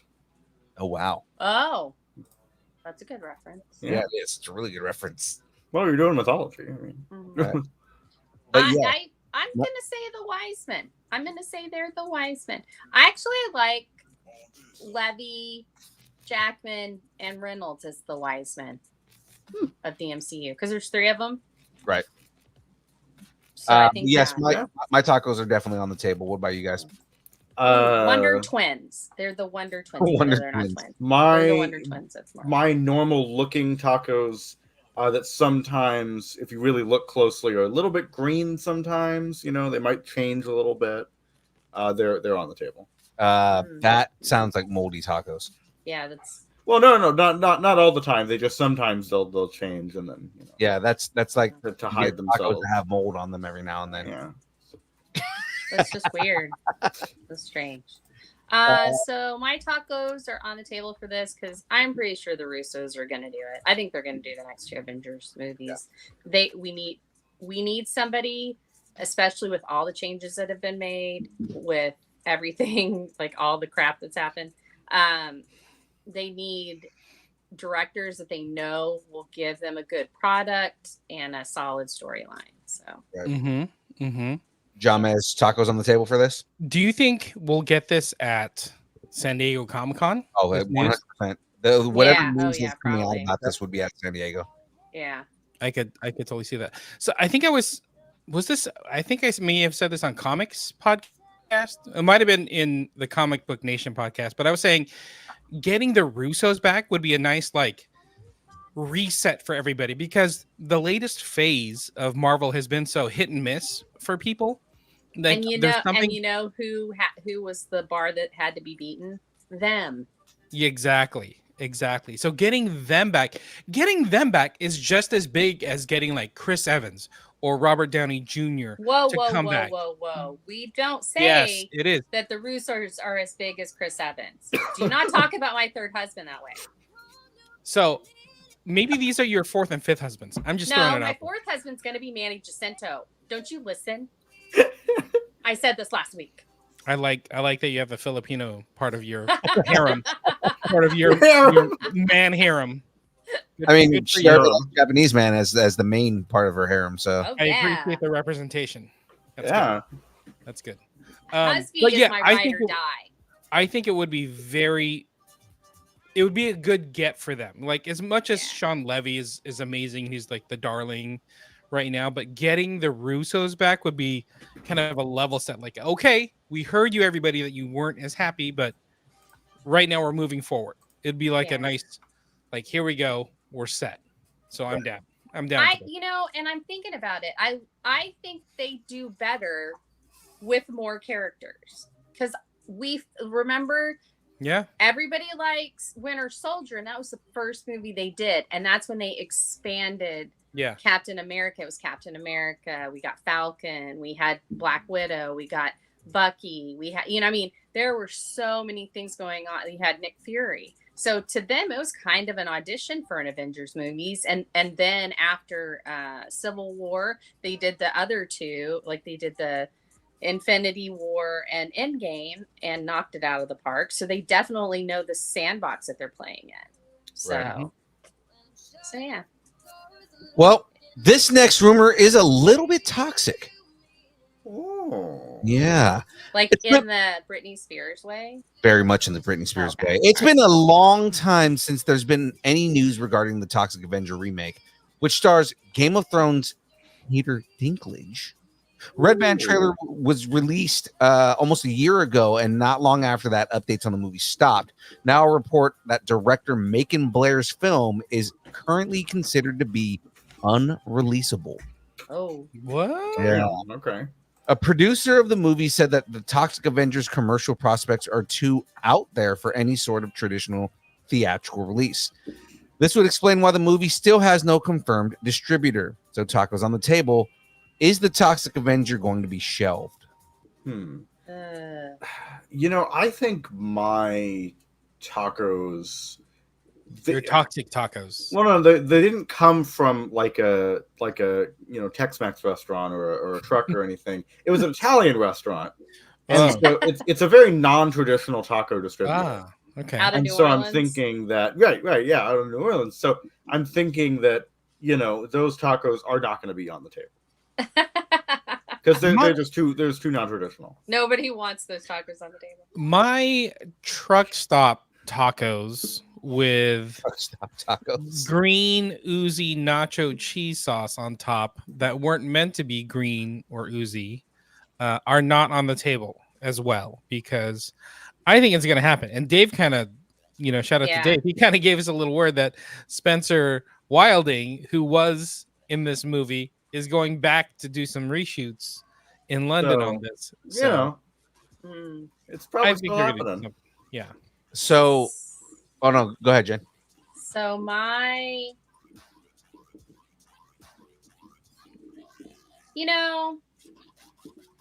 No, Yeah. I'm not putting any tacos anywhere near any tables because I, a Toxic Avenger is not my thing. But I do understand the culty goodness of it, and I want it to come out. So I'm not going to put any tacos anywhere near any tables. I want you to get these MF tacos off these MF tables. So here's where my tacos sit. My tacos are on the table for this, and it's only because I think that the studios are too afraid of this. The studios were afraid of the original movie. The studio, That's true. yeah, I feel like the studio is probably sitting here saying, why are we doing this? And thinking that there isn't a market for it, and they're gonna want to shelf it because they don't think there's enough market for like mainstream market appeal for this. Now, does this mean that it's not going to end up streaming somewhere? Probably not. You know what I mean, like it probably will end up streaming somewhere. But I don't think that they're going to do a theatrical release on the run on this. That's kind of what I was saying. Non-traditional tacos. Yeah. Yeah, I feel like they just don't have confidence in it, which we all know that studio executives are not the greatest judge of character when it comes to what audiences are going to like. They're not the greatest judge of anything, really. Right. They think that they know. These are people who think that they know what people want and have no idea because, like, remember, famously, Fox said that Deadpool was not going to be a good movie, and they gave it a shitty budget and said, whenever we barely want to release this, and it is one of the most successful franchises ever at this point, rated R franchises at least. So it's like, you know, it's like a lot of what's going on is executives thinking they know what fans want, or like, again, I kind of get on Disney about this all the time, right? And them predicting what they think is going to make the most money or what they think fans are going to want. And it's like, well, no, there's a giant following for the Toxic Avenger. It's going to make money. Yeah, They like money. it's a cult It'll make classic. money. You put it in the right thing, like how they did with Rocky Horror Picture Show. You could actually, it could make money, and it could be this whole cult thing that people go to, and I mean, it could be amazing. Yeah, I 100% They believe. don't want to do that. But again, it's the studios believing that they know what's best and not knowing a damn thing. So yeah, stupid. Well, we corporations shall and see. people. yeah, or again, like, you know, Sony thinks they know what everybody wants, and they keep putting out shitty, you know, Spider-Verse movies that nobody wants. Oh, you mean like Morbius and Madam Web? Morbius and Madam Web. They really thought that those were going to make money. Yeah. Matt Smith couldn't even save that movie, y'all. Yeah. Because it's Morbin time. All right. All right. And you know why sometimes they release these things? Because movies find a way. I The feel like title you for should the- say that with a red wig on, like Nicole Kidman. I was thinking he should lay down and unbutton his shirt, just like Jeff Goldblum, and say it Because like movies- that. No, Laying down. no one needs Find a to way. see that. Oh, come on. People are demanding that. You got to go to the Kidding me? OnlyFans for that. There you go. The title for the upcoming Jurassic World movie has reportedly been revealed.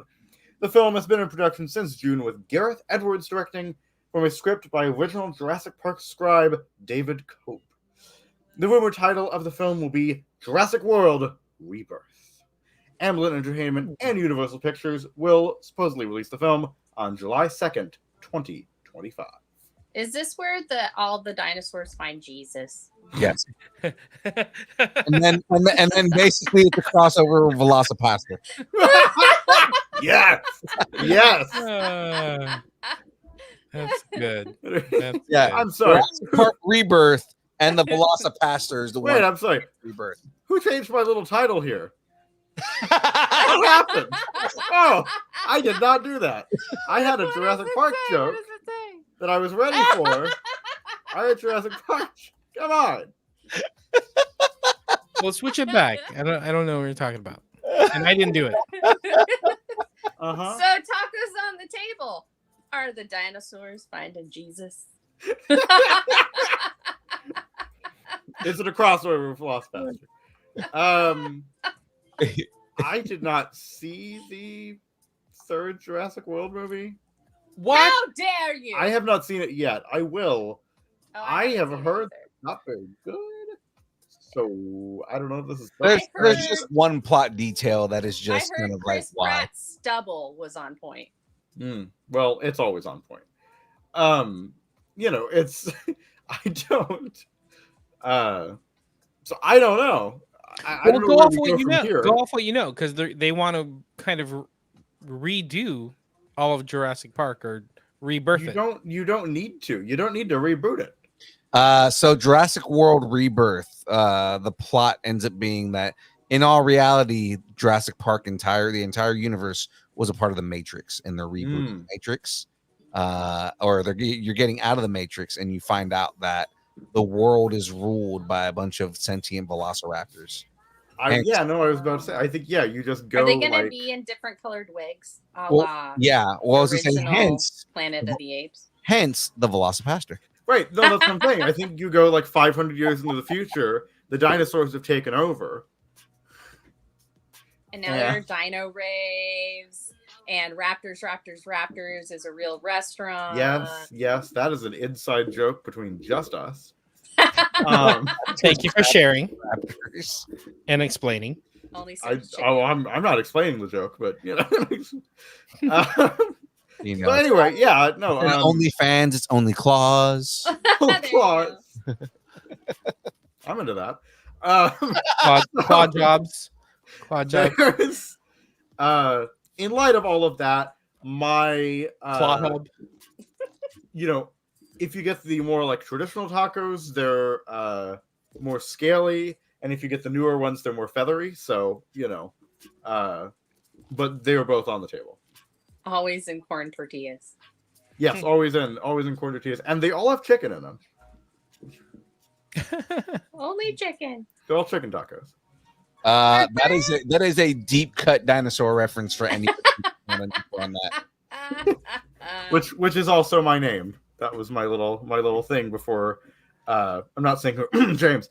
Rudely. I didn't do it. Don't look at me. Oh man. Oh, I'm on God. your side. I'm on your side. Team. I will do anything for money. It's Lord. So my my Velociraptor tacos. Are we allowed to eat Velociraptors? No. I mean, if we can eat Rontos, then I'm I mean, sure. look. Well, Yeah. no, and if again, they're birds. They're just birds. They're poultry. Well, The chicken joke. you don't is got to say it because- like that. That's The rude. chicken joke is because now they're saying that T-Rexes were just giant chickens. Yeah. Similar Um, DNA apparently. Because all birds are technically dinosaurs. They're Right. descended from theropods. Oh my goodness. Look, You look, can't say you don't learn nothing on Look. this show. Look, this is just it's nerding. I have different nerds. I have different fandoms, and one of them is dinosaurs. So. Oh, that's good. I need I want to go to Disneyland now or Universal Studios and get like a turkey leg, but they call it like a Oh, Velociraptor that'd be leg. brilliant. They That'd be need to do like a I'm a like a marketing Galaxy's genius, Edge brother. thing, but it's Jurassic Park. Yes, would be cute. exactly. Yeah. Exactly. My Anyway. tacos are on the table. That's a perfect name to reboot the franchise and let Scarlett Johansson take it somewhere. I'm into it. Tacos, table, done. Yeah, my Well- my tacos are on the table 100%. That it just seems like something that they would do. Frey. My bless your heart tacos are on the table. Where are your Jesus dinosaur tacos? Yeah, exactly. My cheese and cracker tacos. Okay. my you should believe in the raptor god, the carnosaur god that the velociraptors believe in. Okay, so that is it. That's our last rumor, ladies and gentlemen. Let's jump right into the Look news. at how cute that little raptor is, though. What a cutie. No. Cutie. Cutie little raptor. Shadu, do you know that raptor's name? That's blue, isn't it? No, I It's Bluey. Exactly. Da-da-da-da-da-da-da. Moving on. Moving on. Mom! Okay. Ray, it's your Frey, take us out of this, please. Frey. All right. Well, ladies and gentlemen, it is now time for the news. Let's get into the download.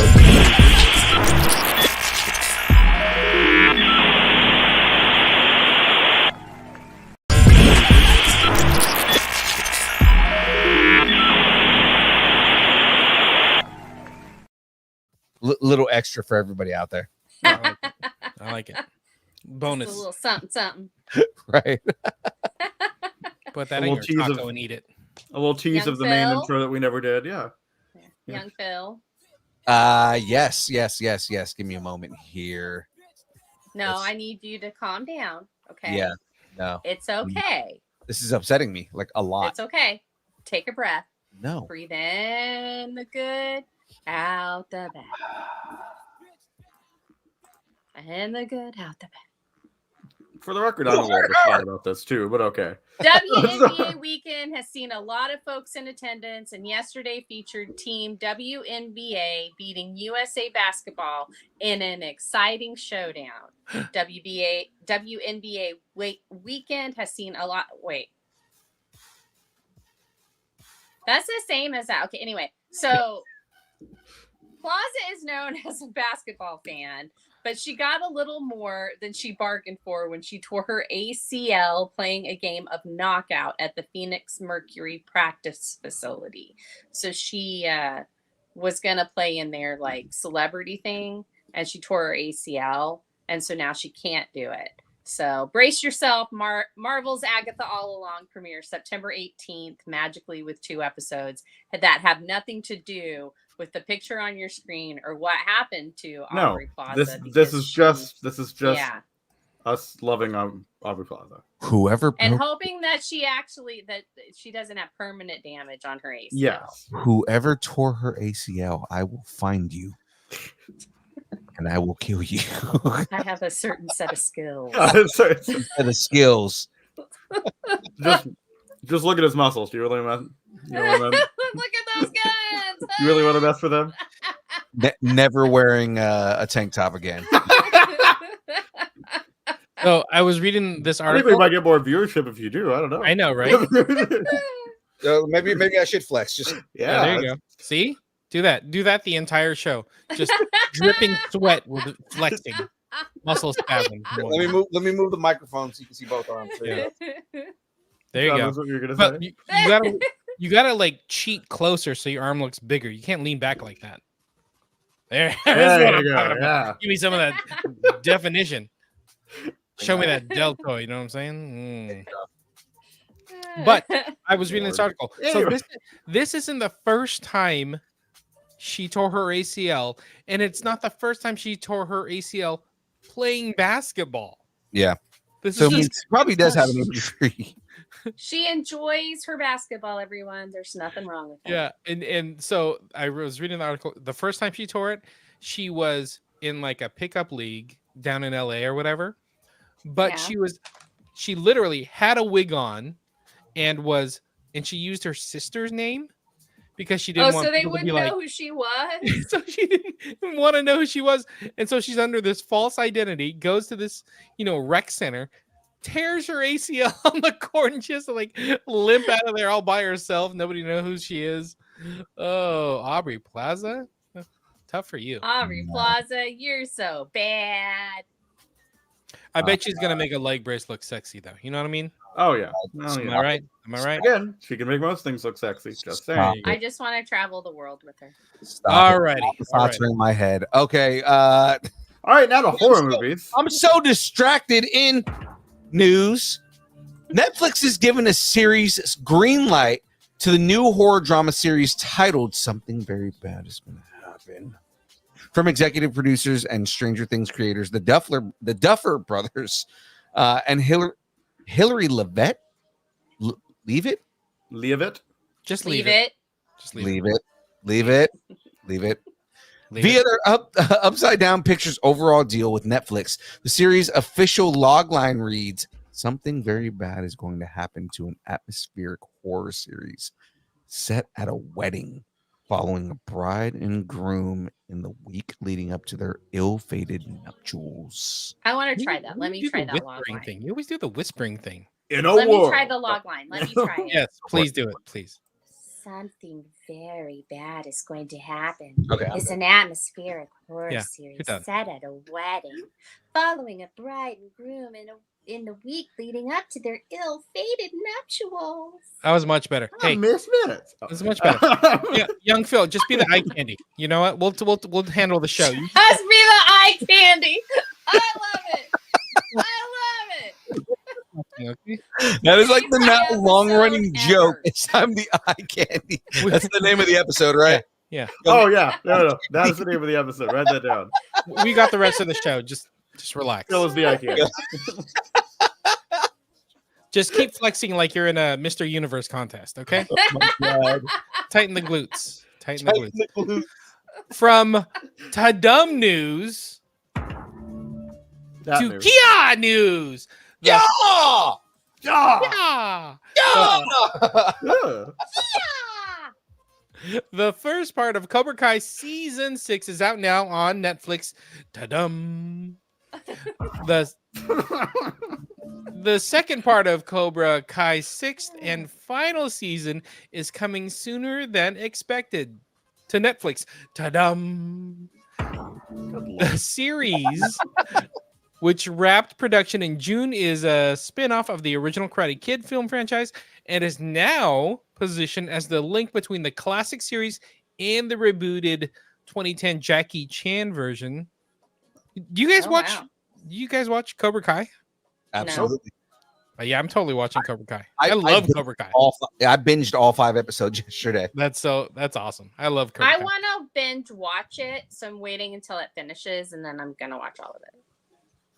No, this Yeah. is season 6. You can start watching it now. No, And get through I can do it my way.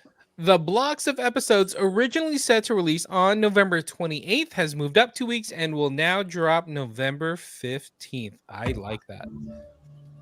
That's so much better because there's a bunch of stuff coming out like Thanksgiving weekend. Was that a velociraptor? That was a velociraptor, yeah. Is somebody That was killing what a a velociraptor velociraptor? eats. Okay. All right. Okay. I wish we had a master chef around here. Ah, I see what you did there. Looks like Master Chief might have taken his helmet off for the last time.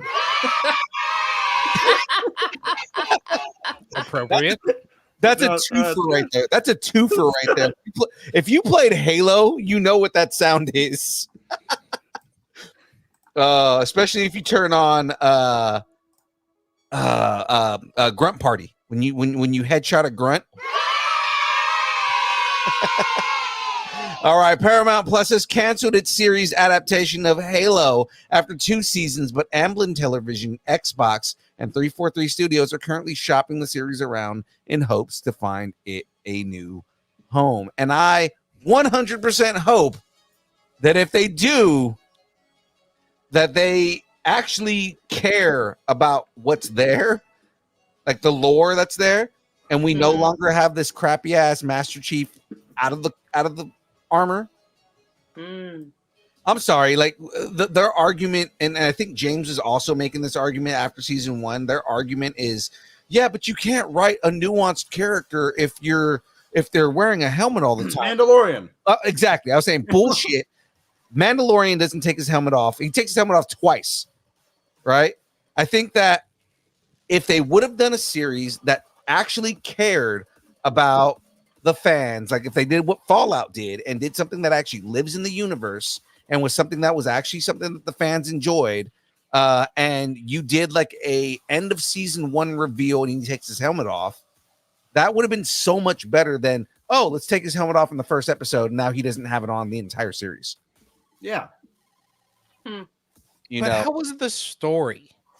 the story was okay.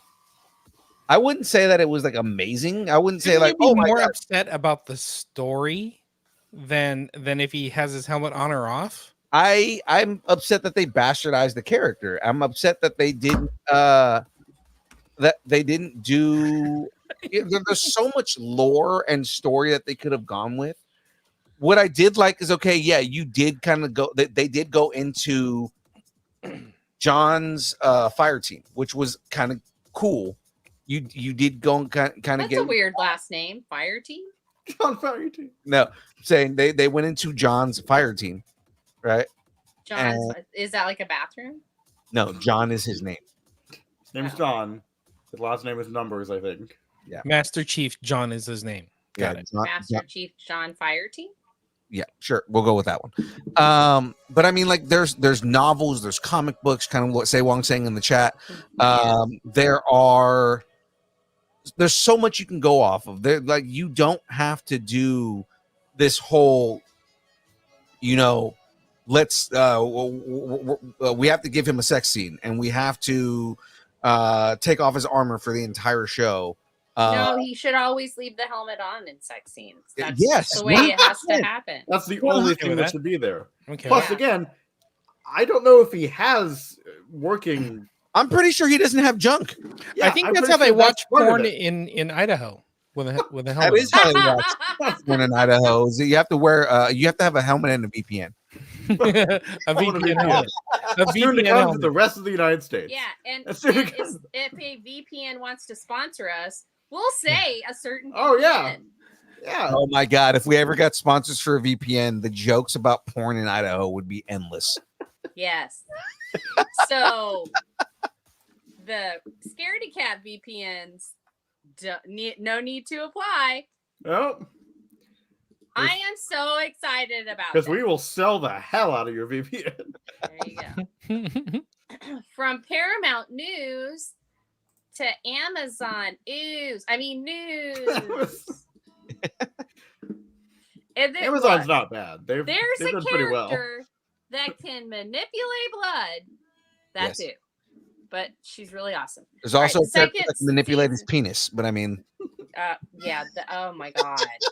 I mean, technically everyone could do that, but manipulate it in a way where he turns it into like basically Look, nope. He hasn't seen any of the boys, so I don't know. want I'm him saying to watch. he can manipulate it in a way where basically he turns into Scorpion's like hand thing. It's just it's what, you guys can't do that? That would be sick.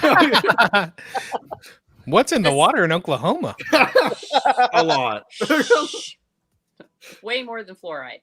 The second season of Gen V is officially in production and has been for the better part of the past 2 months. Oh, Eric Kripke, you little tease. After a tease earlier this month featuring Gen V star Jazz Sinclair, Amazon MGM Studios Aussie boss Vernon Sanders has confirmed the show's second batch of episodes are now filming. The Rep confirmed the show is aiming for a 2025 release. I really enjoyed the first season. Oh yeah.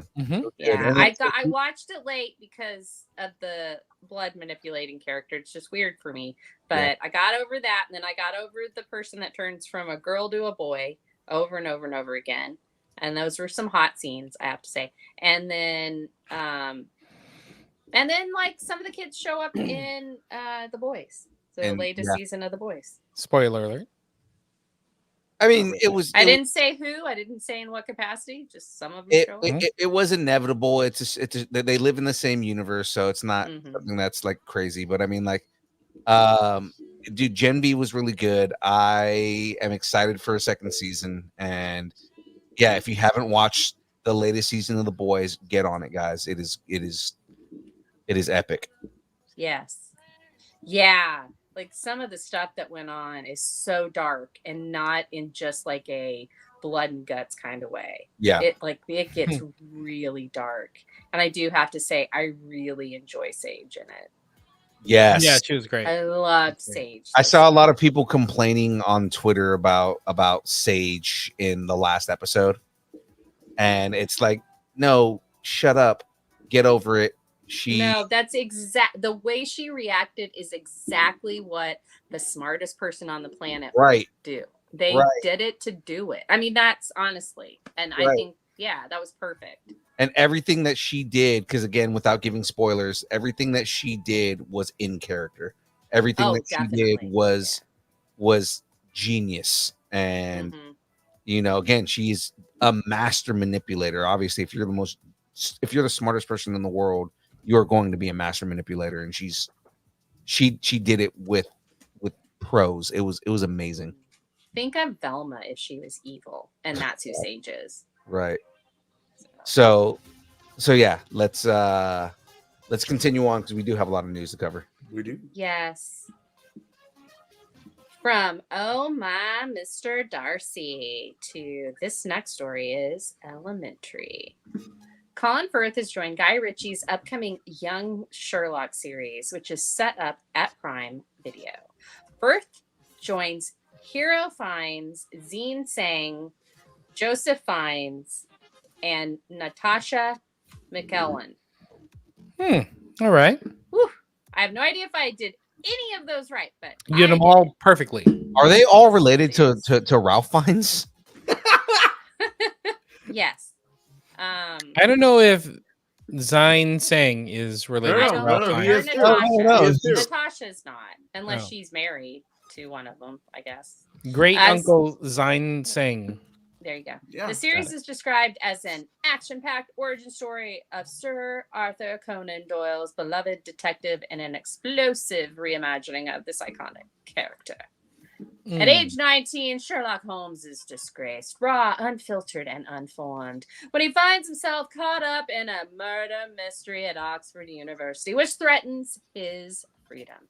Diving into his first ever case with a wild lack of discipline, Sherlock manages to unravel a globe-trotting conspiracy that will change his life forever.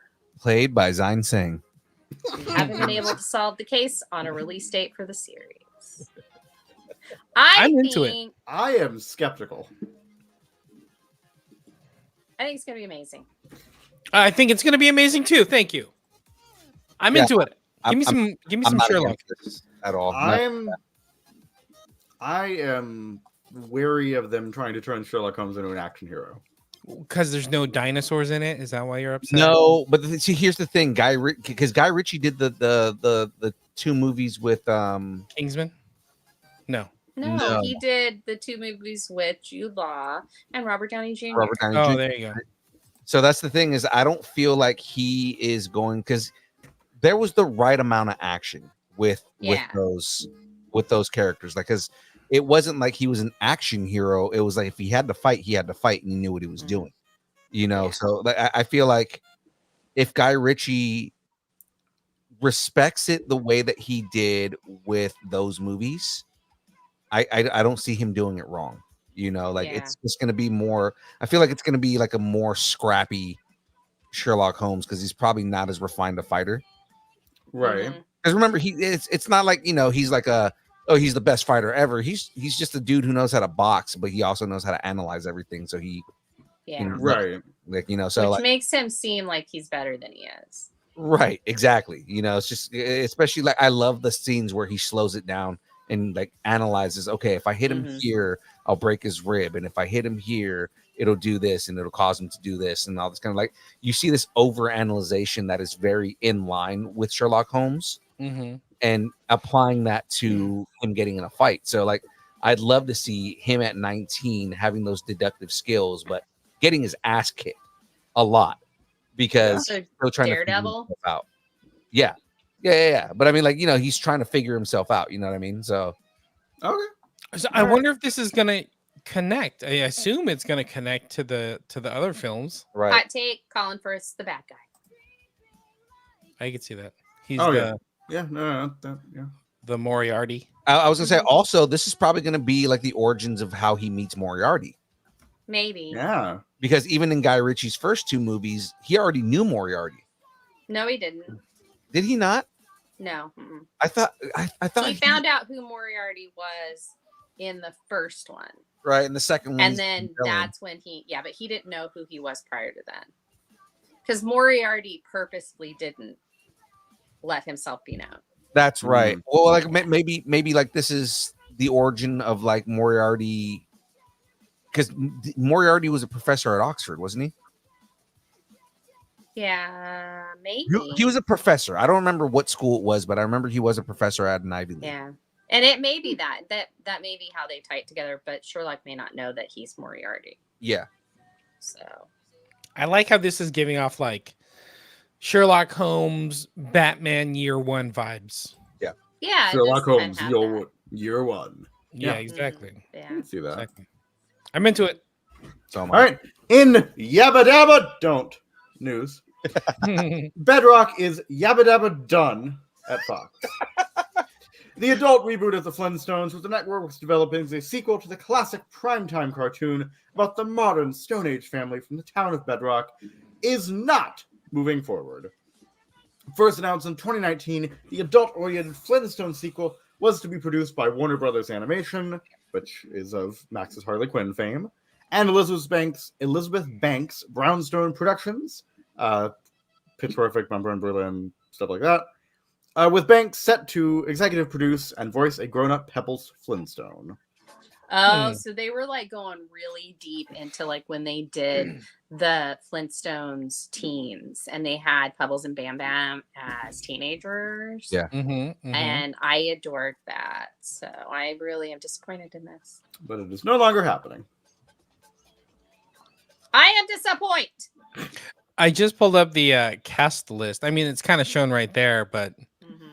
the more I was like, who wanted this? Who needs this? But then after I'm reading through the cast, I'm like, I think I kind of wanted this. Yeah, I know. So Stephen Root, Amy Sedaris, you got Manny Jacinto, Elizabeth Banks. I mean, what the heck? What's his name? I don't know how to say his last. Jolo Truglio from Brooklyn Nine-Nine, who was super funny in Brooklyn Nine-Nine. Is Yeah. it Cholo by any chance? Or Cholo? I'll say Cholo. I'm okay with that. All right. Orale, vato, ¿qué pasó? Manny Jacinto is Bam Bam though. Yeah. Yeah. I can see that That's just because funny. like, the 'Cause way of he played, Jason. the way he played his character in the Acolyte, Place. like just kind of like Oh. a lazy Bam Bam, like just kind of like like a jokey lazy kid. Like I think that would be I can great. see it. Did Yeah. you see him in The Good Place? Yeah. Because he's a total like Miami like himbo, and so I think that would be great. Yeah. He Yeah. clearly can do either way. So Mm. What I like is we got Jolo Truglio. I think he's Italian, and then as Barney Rubble, and then Nicole Byer from what was she on? Like, is it Cake or something like that? No, Yeah. nailed it. Nailed it. That's Nailed it. it. Oh As yeah. I love Velma. her. She's As great. Velma, and then Manny. not Velma, Betty. Oh, as Betty, and then Manny Jacinto as Bam Bam. Like, oh, Yeah, okay. it's a very culturally diverse family. See how that Yeah. works. I guess. So Sewong's saying Cambridge. Yeah, That Moriarty was Cambridge. I think so. that's what it is. Yeah. Yeah, no, I think that, and oh, that's actually good if it's at Oxford because they have such the rivalry, Oxford and Cambridge. Right. Mm-hmm. Okay, let's keep it. And sometimes that rivalry turns into murder. Oh. Mad It absolutely on the does. dance floor. It's Glen Powell's world. We're just watching it. I'm sorry. Twisters and Top Gun Maverick star Glen Powell might be starring in a remake of director Ron Howard's classic 1991 film Backdraft. What the hell? I mean, did we just run out of things to like make movies about? Well, Because I feel like we did. Look If at you look read at the movies that he's in, right? Twister's Top If you Gun. read the quote later, yes, we did. Yeah. Yeah. Well, I mean, yeah, because like Twisters, that's like a remake. Top No, it's Gun a Maverick, sequel. or well, like a sequel, I guess. And then Top It's a Top re-sequel. Gun Maverick. Yeah, I mean, seriously, dude, seriously. He's the sequel guy. Come up with new things. Okay, producer Brian Grazer. Oh, here we go. Revealed the news on CNBC and said, These formats of the late 90s and the 2000s have become very important because the streamers or studios are right now even more risk averse. They like brands that are already established that people God. have high level of awareness to. Who the frick remembers Backdraft? I do. Never mind. Where you actually add a new twist or really interesting casting, which is, of course, what we're doing with ours. Really? We're doing something with Sydney Sweeney, which I'm very excited about. Of Sydney course, Sweeney you is are, better than that. Brian. She's Have better you than that. Do you know what color Sydney's eyes are, Brian? We're doing something with Scarlett Johansson. Also all very better than excited that. about. And I mentioned Glen Powell with Backdraft. Again, do you know what color Scarlett Johansson's eyes are there, Bri? Do you know what color Glen Powell's eyes are? No, because Hey. he's wearing freaking sunglasses. That's what I'm saying all the time. Hey. My eyes are up here. Not right there. Okay, my eyes are up here. I'm Okay, not even James? looking at you. Look at those shoulders. I'm saying, Hmm. James, my eyes are up Oh, here, okay. not here. Keep eyes are- flexing. Keep flexing. Up here, James. Hey, I see your eyes up there, but you know where my eyes are. You know what I'm saying? Right there. Anyway, speaking of Brian Grazer,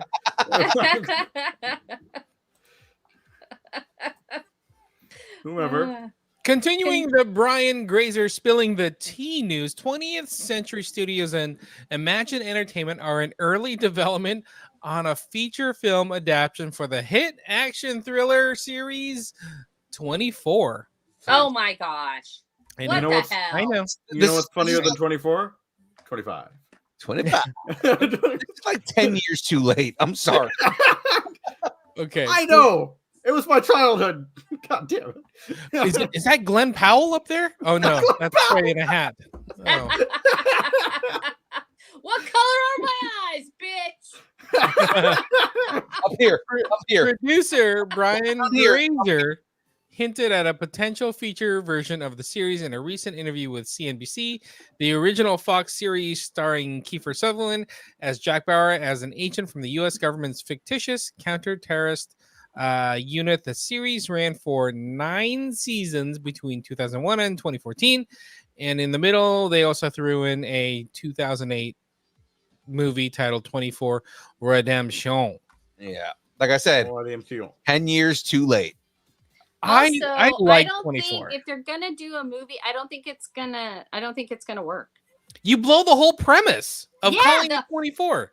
The whole premise is that the TV show, each freaking episode is 1 hour in that day. So Yeah. are you gonna have 24 different movies? Exactly.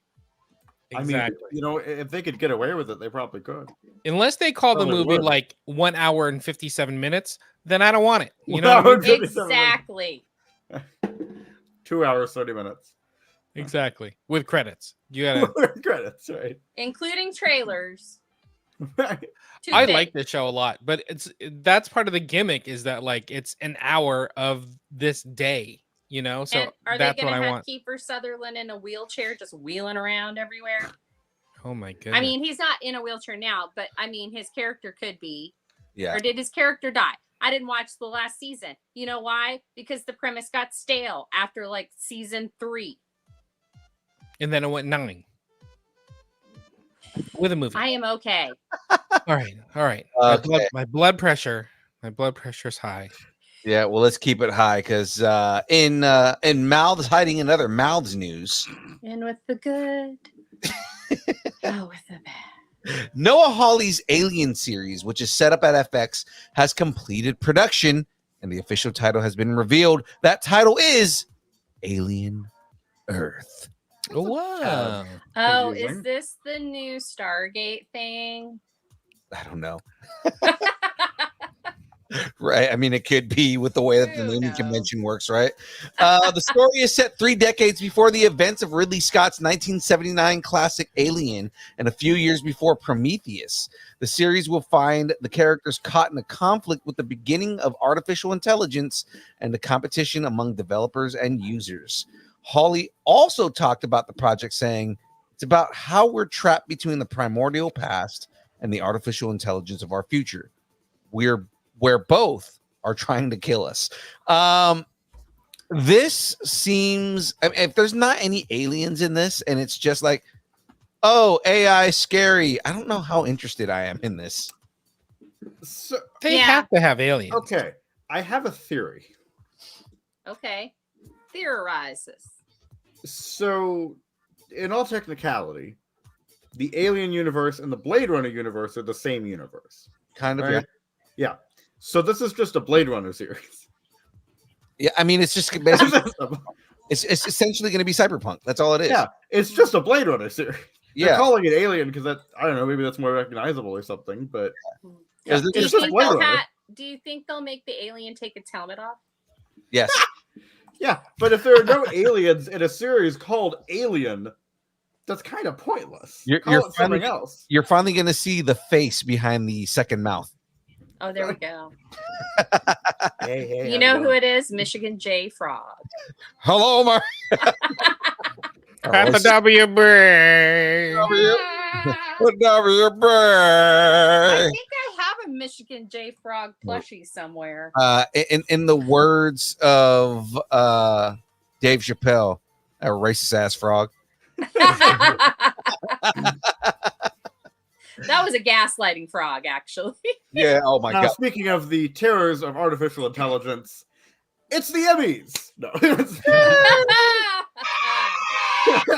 It's actually a really good joke, man. Yeah, that was very topical. Keep going. Or I It's guess 107 degrees outside. It's time to get your warm, long sleeve cotton tuxedo ready. I was going to say the way we feel about the Emmys right now. Why?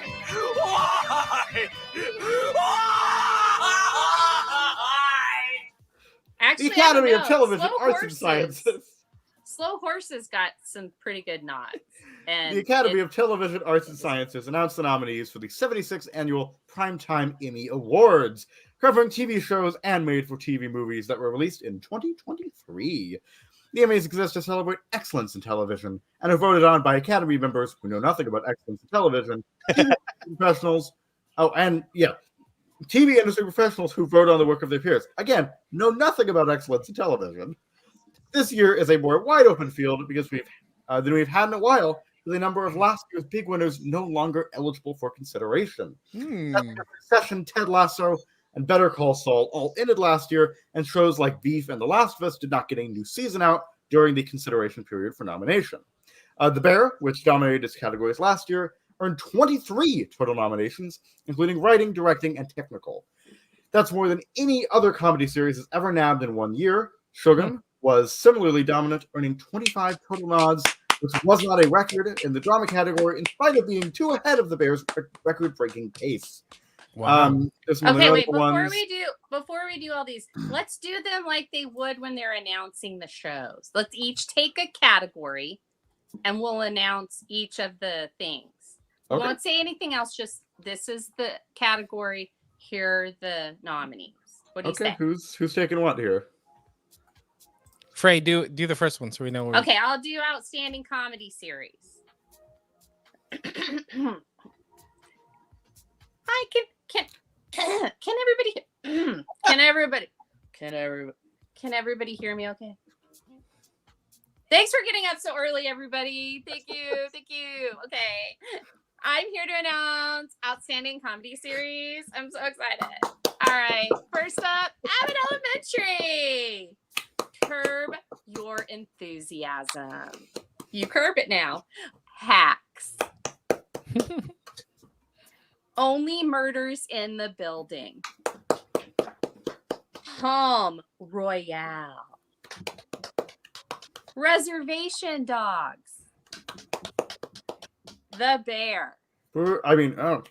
And finally, What We Do in the Shadows.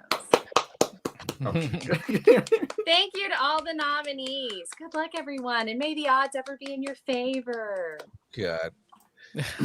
All right. Are we going down or across? Let's go here? down. Let's go down. All right. Who's next? Phil. I thought he was okay. Oh no, you. In the category of outstanding lead actress in a comedy series, Kenda Brunson in Abbott Elementary. Io Edeberry in The Bear. That's getting old quick. Selena Gomez in Only Murders in the Building. Maya Rudolph in Loot, Gene Smart in Hacks, Uh-huh. and Kristen Wiig in Palm Royale. Yay. Kristen. Okay, I'm done with this. I love All that right. James is trying, and James is just like, okay, can we end this? Can we please stop? I just wanted to get to my part where I go, outstanding lead actor in a comedy series, Indina Manzamana.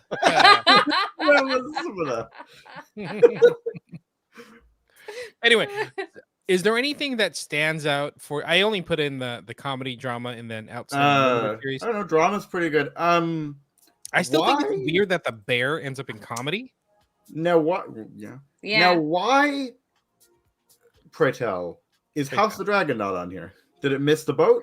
It Yes. missed They it. missed Yeah, it. it wasn't. Yeah, I think it missed wasn't there. They missed the cutoff. The drama series like Fallout, I mean, no, they're And pretty solid. Like, the yeah, 3-body problem. Like I'm pretty like yeah. Shogun's there. excited about that. Yeah. I mean, I figured Shogun, like Slow Horses, The Crown, and The Gilded Age would probably be there because they're like the traditional what you would see. So, Yeah. and the morning show's been nominated before. So, but yeah, Fallout, which is technically a sci-fi series, the 3-body Mhm. problem Mhm. as well. Which is very much a sci-fi Yeah. series. Right. It's nice to see that. Fallout is genre, and genre usually doesn't Yeah. get nominations. So I mean, that's Yeah. it's pretty Yeah. good. Reservation Dogs, I'm glad to see that in Yep. the comedy Yeah, definitely. on there because it's a really good. It's one of those small shows but it's really good. The writing. I have not seen it, but I really want to. So yeah. Mhm. I like that Palm Royale, which is on Apple TV Plus with Kristen Wiig. I don't know if you guys watch that series, but I enjoyed that show a lot. It is on our list, but we have yet to see it because we were catching up on stuff. But Mhm. yeah, It's definitely not one of those ones that like sits at the top of your list, but we sat and Mhm. watched it, and I liked it a lot. Ricky Martin is in it, and he was really Yeah. good in it. He was Oh, wow. really yeah, good. Yeah. yeah, it's I- there. There you are a know- lot of repeats here too. Of I'm also really interested in how they pick like the actual leads in TV series because a lot of these TV series are very like Ensemble-y. ensembles, yeah, and so like Mhm. like Walton Goggins being a lead actor in a drama series. yeah, for and Fallout. Matt Berry Yeah. here. Yeah, Yeah. Yeah, that's a yeah, very so, ensemble show. Yeah, so I mean, Mhm. I think that's interesting.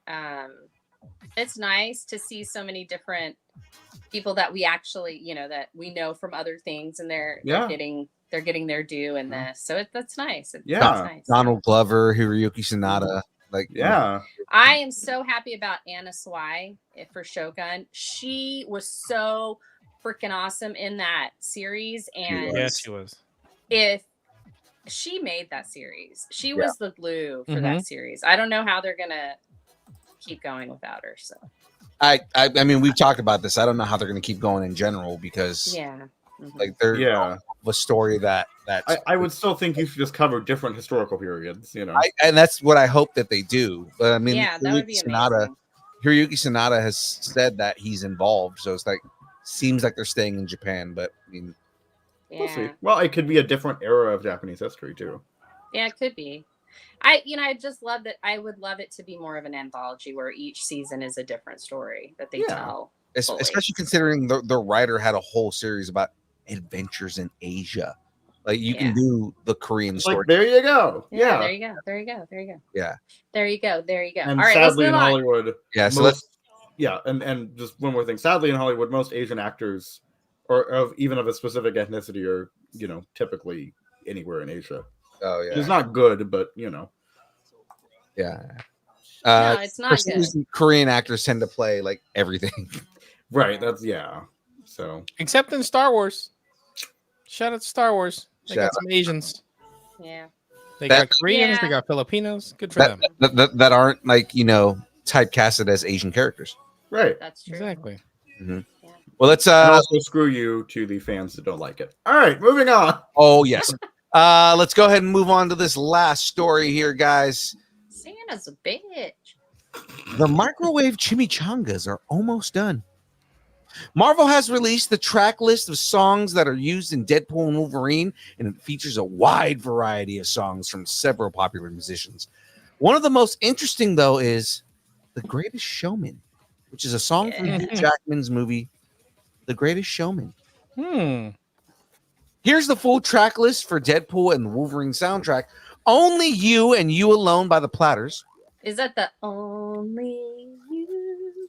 Is that that song? Yeah, I think so. Can make the world so nice or something, whatever. I don't know the song. I just know the melody. And of course, Bye Bye Bye and Sing. Awesome.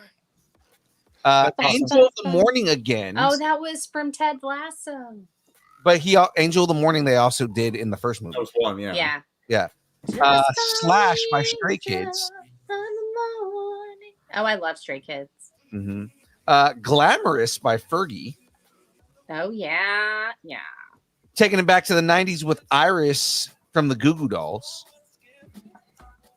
And of course, The Power of Love, Huey Lewis in the News, also famous from Back to Power of Love. Dun, dun, dun, dun, dun. I'm a Ramblin' Man by Waylon Jennings. I do love that song. Oh, You Belong to Me by Patsy Cline. I am not doing that song. I cannot. Lady in Red by Krista Berg. I'm With You by Avril Lavigne. So like this is really an eclectic soundtrack. Yeah. Greatest Showman from The Greatest Showman by Zac Efron, Zendaya, Hugh Jackman, and Keela Segal, and The Greatest Showman Ensemble. Okay, there's That'll gonna be some that'll be a jokes fun there. joke. I think that's introducing Wolverine. That's the. What I think is going to happen, and correct me if I'm wrong, people who have seen the movie early, aka Albie, this is going to be like they're going to get in the car together, and he's going to be like, "Oh, I've got some tunes," and put on The Greatest Showman, and he's going to look at him, turn the shit That's off. during the pew pew pew pew. That's before the pew pew pew pew. Yeah, That's what I causes. guarantee you. That's what causes the fight in the minivan. Is that Deadpool turns on the radio and it's that song. I guarantee you, it's the joke is going to be like he puts the song on, and Hugh Jackman's going to be like, "What the fuck is this?" Yeah. Turn shit this sounds musical terrible. bullshit off. Exactly, right? Because I mean, he can be meta about his own shit, right? So, Oh yeah. of course, You're the One That I Want by Olivia Newton-John and John Travolta. Honey. The one that I want. You're the one I want. Sandy. I'll Be Seeing You by Jimmy Durant. That's the I'll be seeing you in all the old familiar places. I think. Make Me Lose Control by Eric Carmen, not Cartman, Carmen. Okay. Music's cool. Oh god. You're All I Need to Get by Aretha Franklin, but it's the one with the Royal Philharmonic Orchestra. Man. Oh, Yeah. Good Riddance, Time of Your Life by Green Day. Oh, that's gonna be the saddest part of the whole fucking movie. And I hope you had the time of your life. Shut up.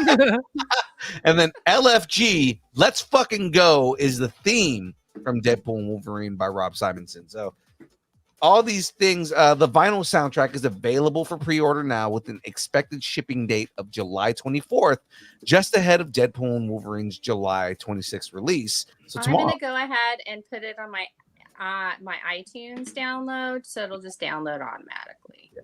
So it's that comes out tomorrow.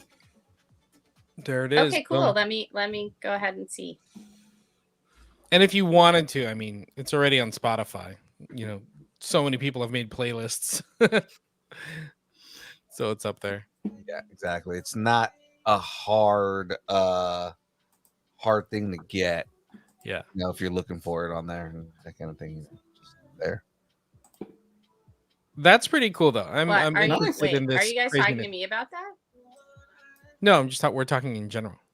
We're just ambiently discussing. Yeah. Hmm. So I mean, you don't have to go out and buy it. You know, you can just go get the Spotify playlist for free, so you can save your money for merch because And that's we all, got folks. merch, people. We got merch, people.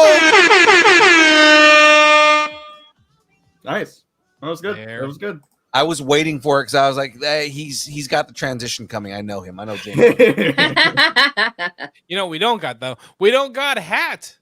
Nope. But we got shirts. So all you got to do is DM us at Distance Nerding, and you can have a shirt too, or have multiple shirts. Let us know what size you're looking for, what color you're looking for. You can have the black logo shirt or the gray. I forgot what color gray character shirt.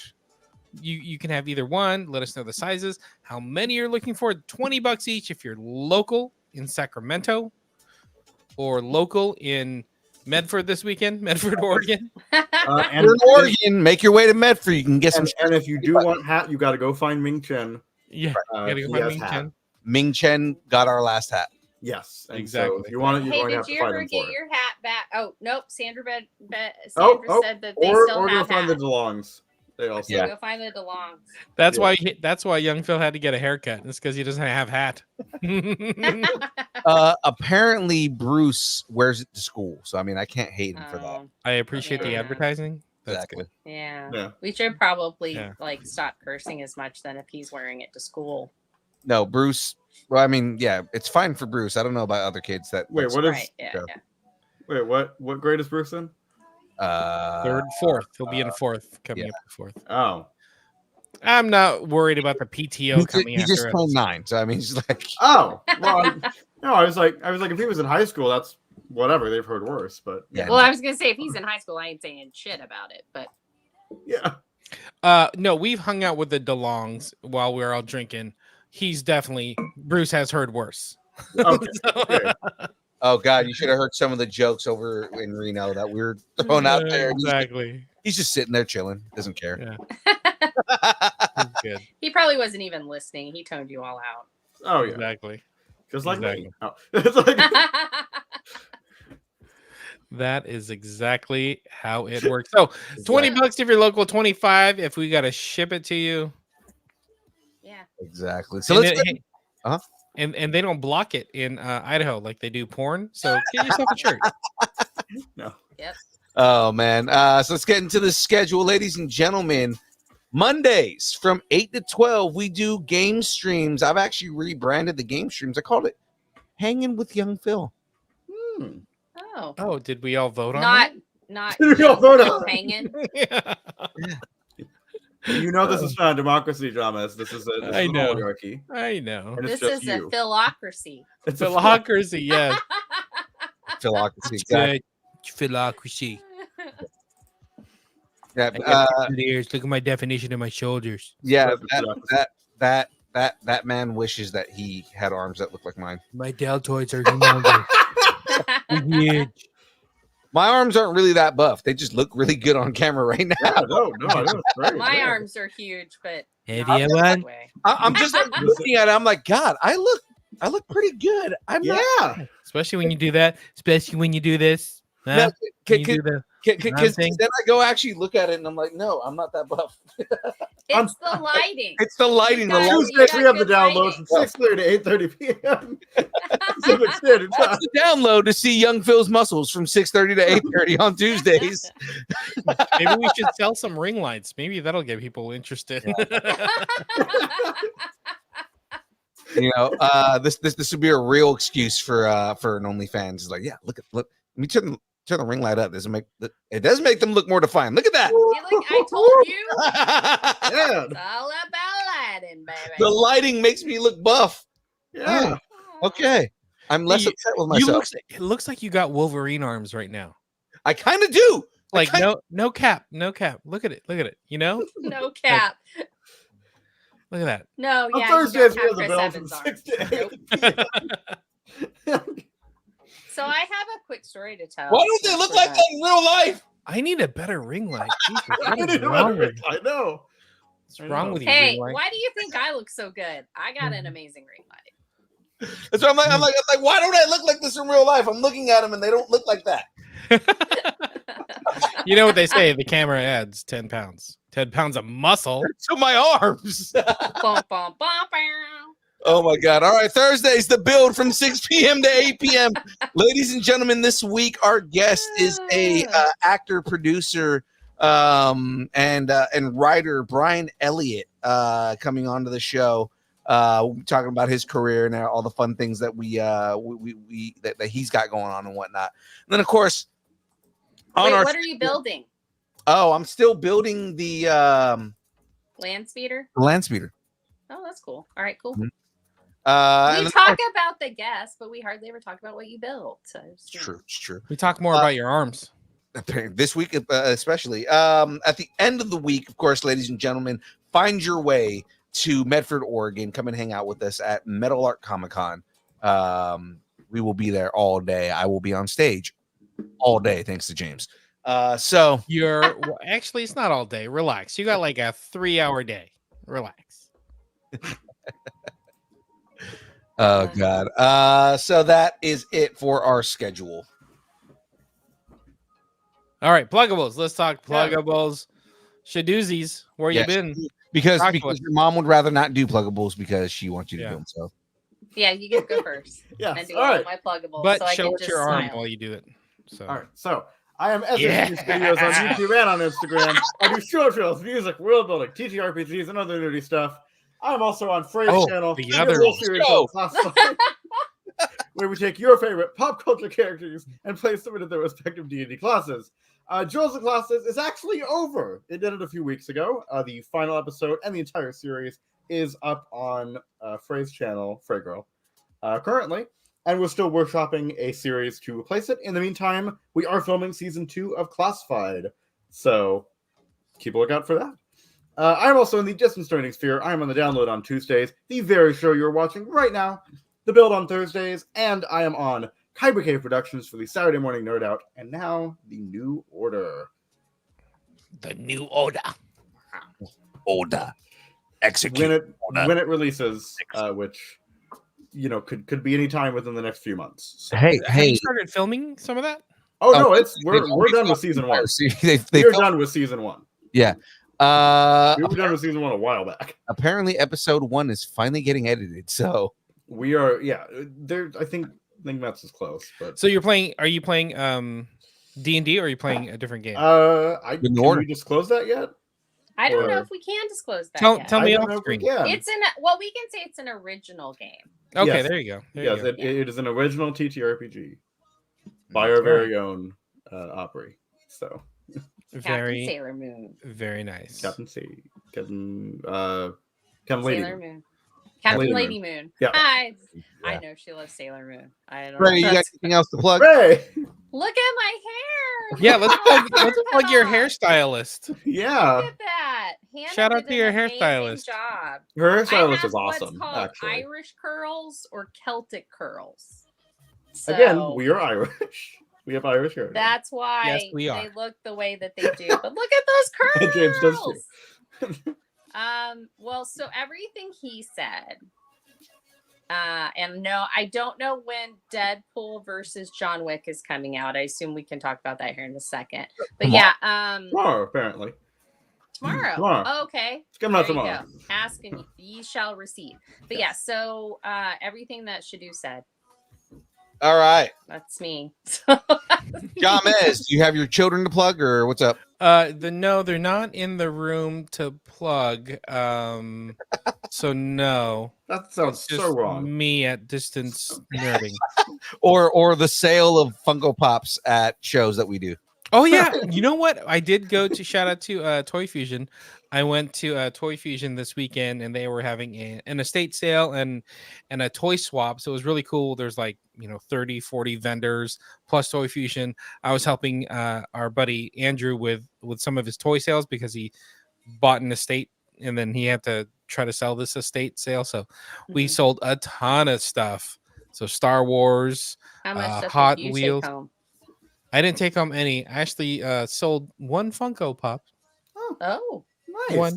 One Funko Pop. That's one more than Tater sold while we were at Silver Age. Thanks a lot, Tater.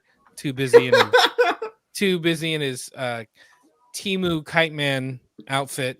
Timu Outside. Man. I mean, Hydra Bob outfit. Good Hydra Bob. Instead of selling my Funko Pops. No, but check this out. I did meet some people. There will be maybe a new. You'll like this, young Phil.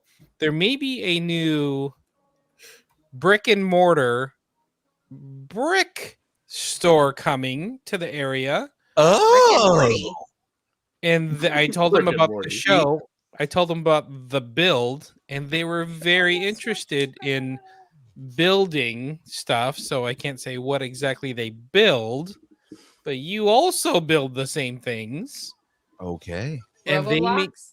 they may be doing some special events with their new store that's coming, and they want to come promote. They want to come talk about it. And then they're also going to put together the potentially biggest D&D game together, like a put together around like the world, around the nation. Like a global Dungeons and Dragons game. Yeah. Oh, look at So they're that. putting something together. It's going to be amazing. So we'll That get you more sounds like details hell, on that. but Okay. Hey, Yeah. you know, a couple nerds from Norway that would be super down for that. Exactly. There you We'll go. get more details. Wait, no. They're not nerds. They're Nords. They're Nords.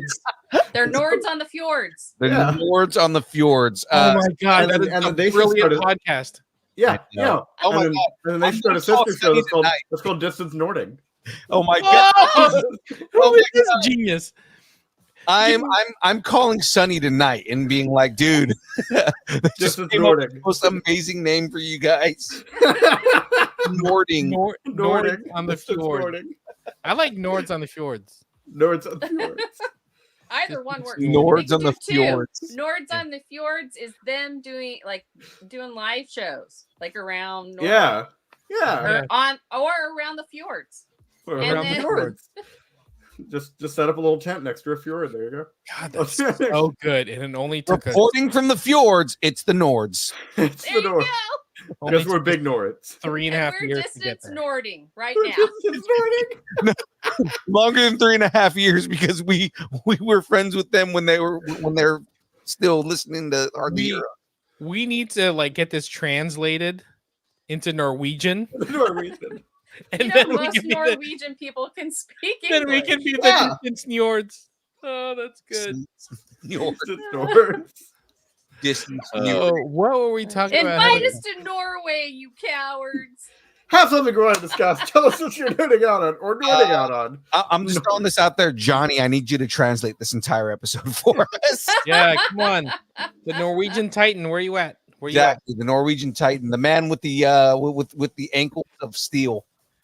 Oh my god, that'd be so good. Oh man. Okay. But again, have something you want to discuss. So, I mean, Finish it. Go on. tell us what you're nerding out on.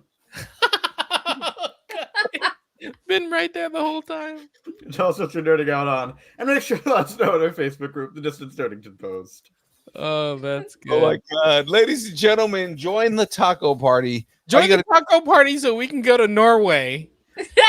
So we can create this damn show. Yeah. And make those goddamn t-shirts. Oh my god. Again, Distance Nording needs to be Sorry, I just somewhere went in into the this, in the whole, description. visual montage of us trying to trek across Norway. We have two guys in Norway that would be our guides. Yep. I'd just be like, just leave me. Just leave me here. Just get the car and come back. And that's the Norwegian Titan and Sunny. Yeah. So They're good. the Nords on the fjords and distance Nording. Oh, God.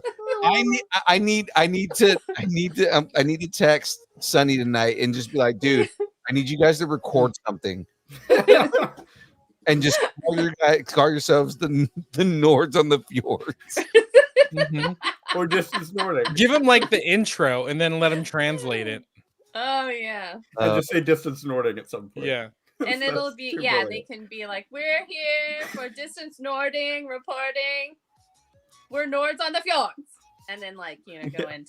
That would be something that Sonny would do though, because Sonny here's he's called the Indian Viking, right? The best thing about him is because he's an Indian immigrant to Norway.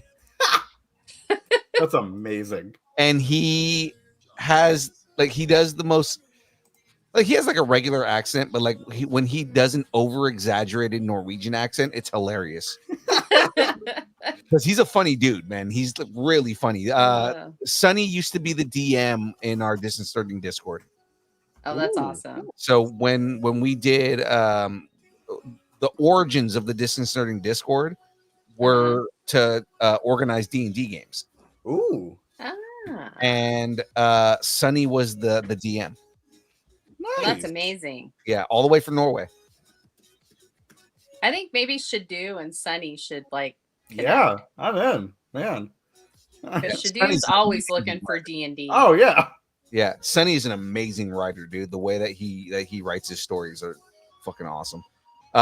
Shout outs to Johnny and Sonny. 'Cause I know they still listen. The only reason I know they still listen is because we still get hits from Norway all the time.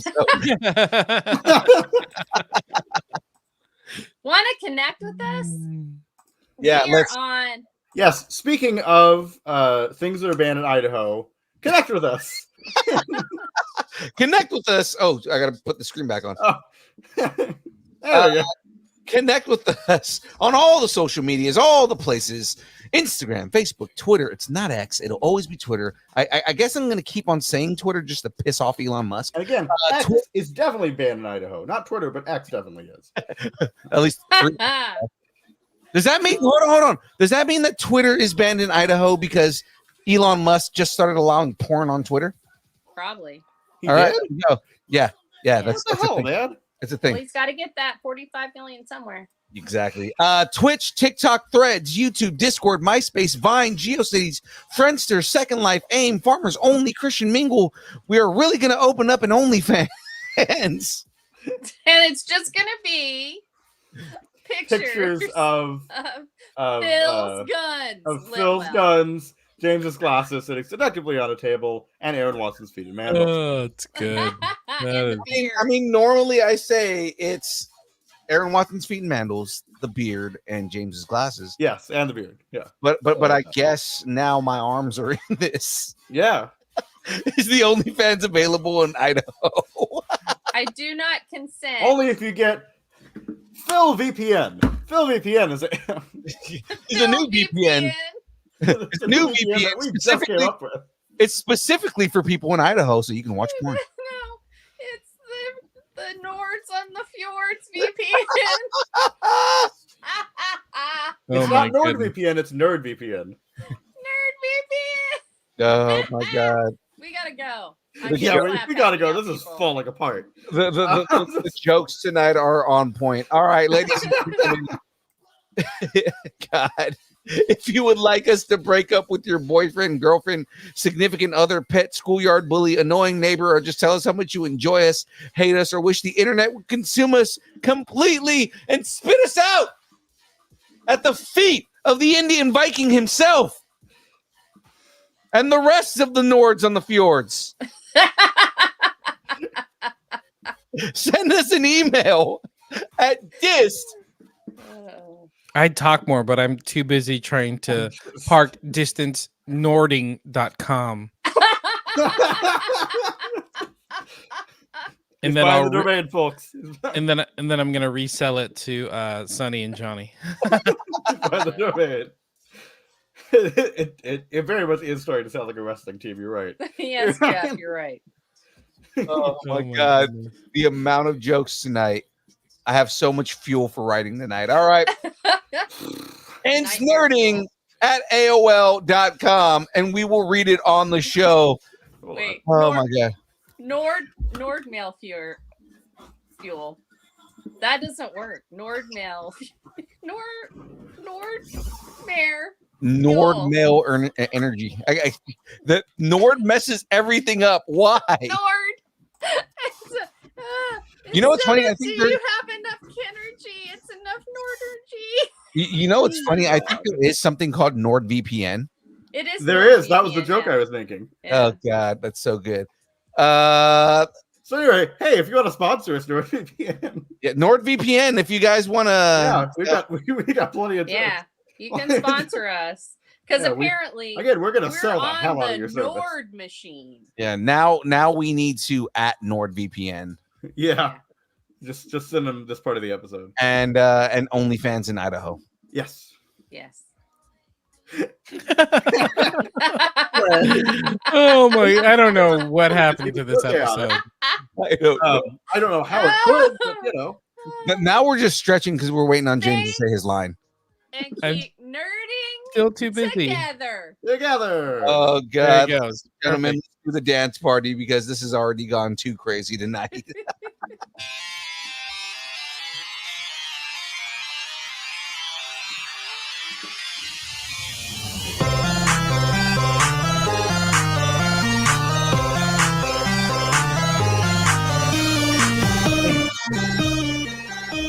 Smoke rocks, Joe Rogan. It's a wrap. Distance nerding. I don't know if you noticed about me, Joe Rogan. I smoke rocks.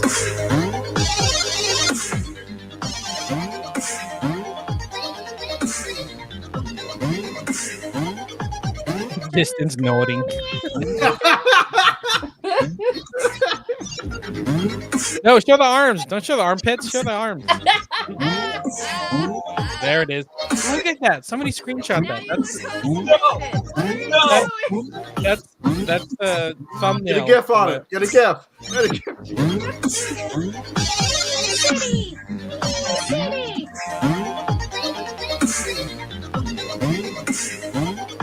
I want to touch your arms. I want to touch your arms.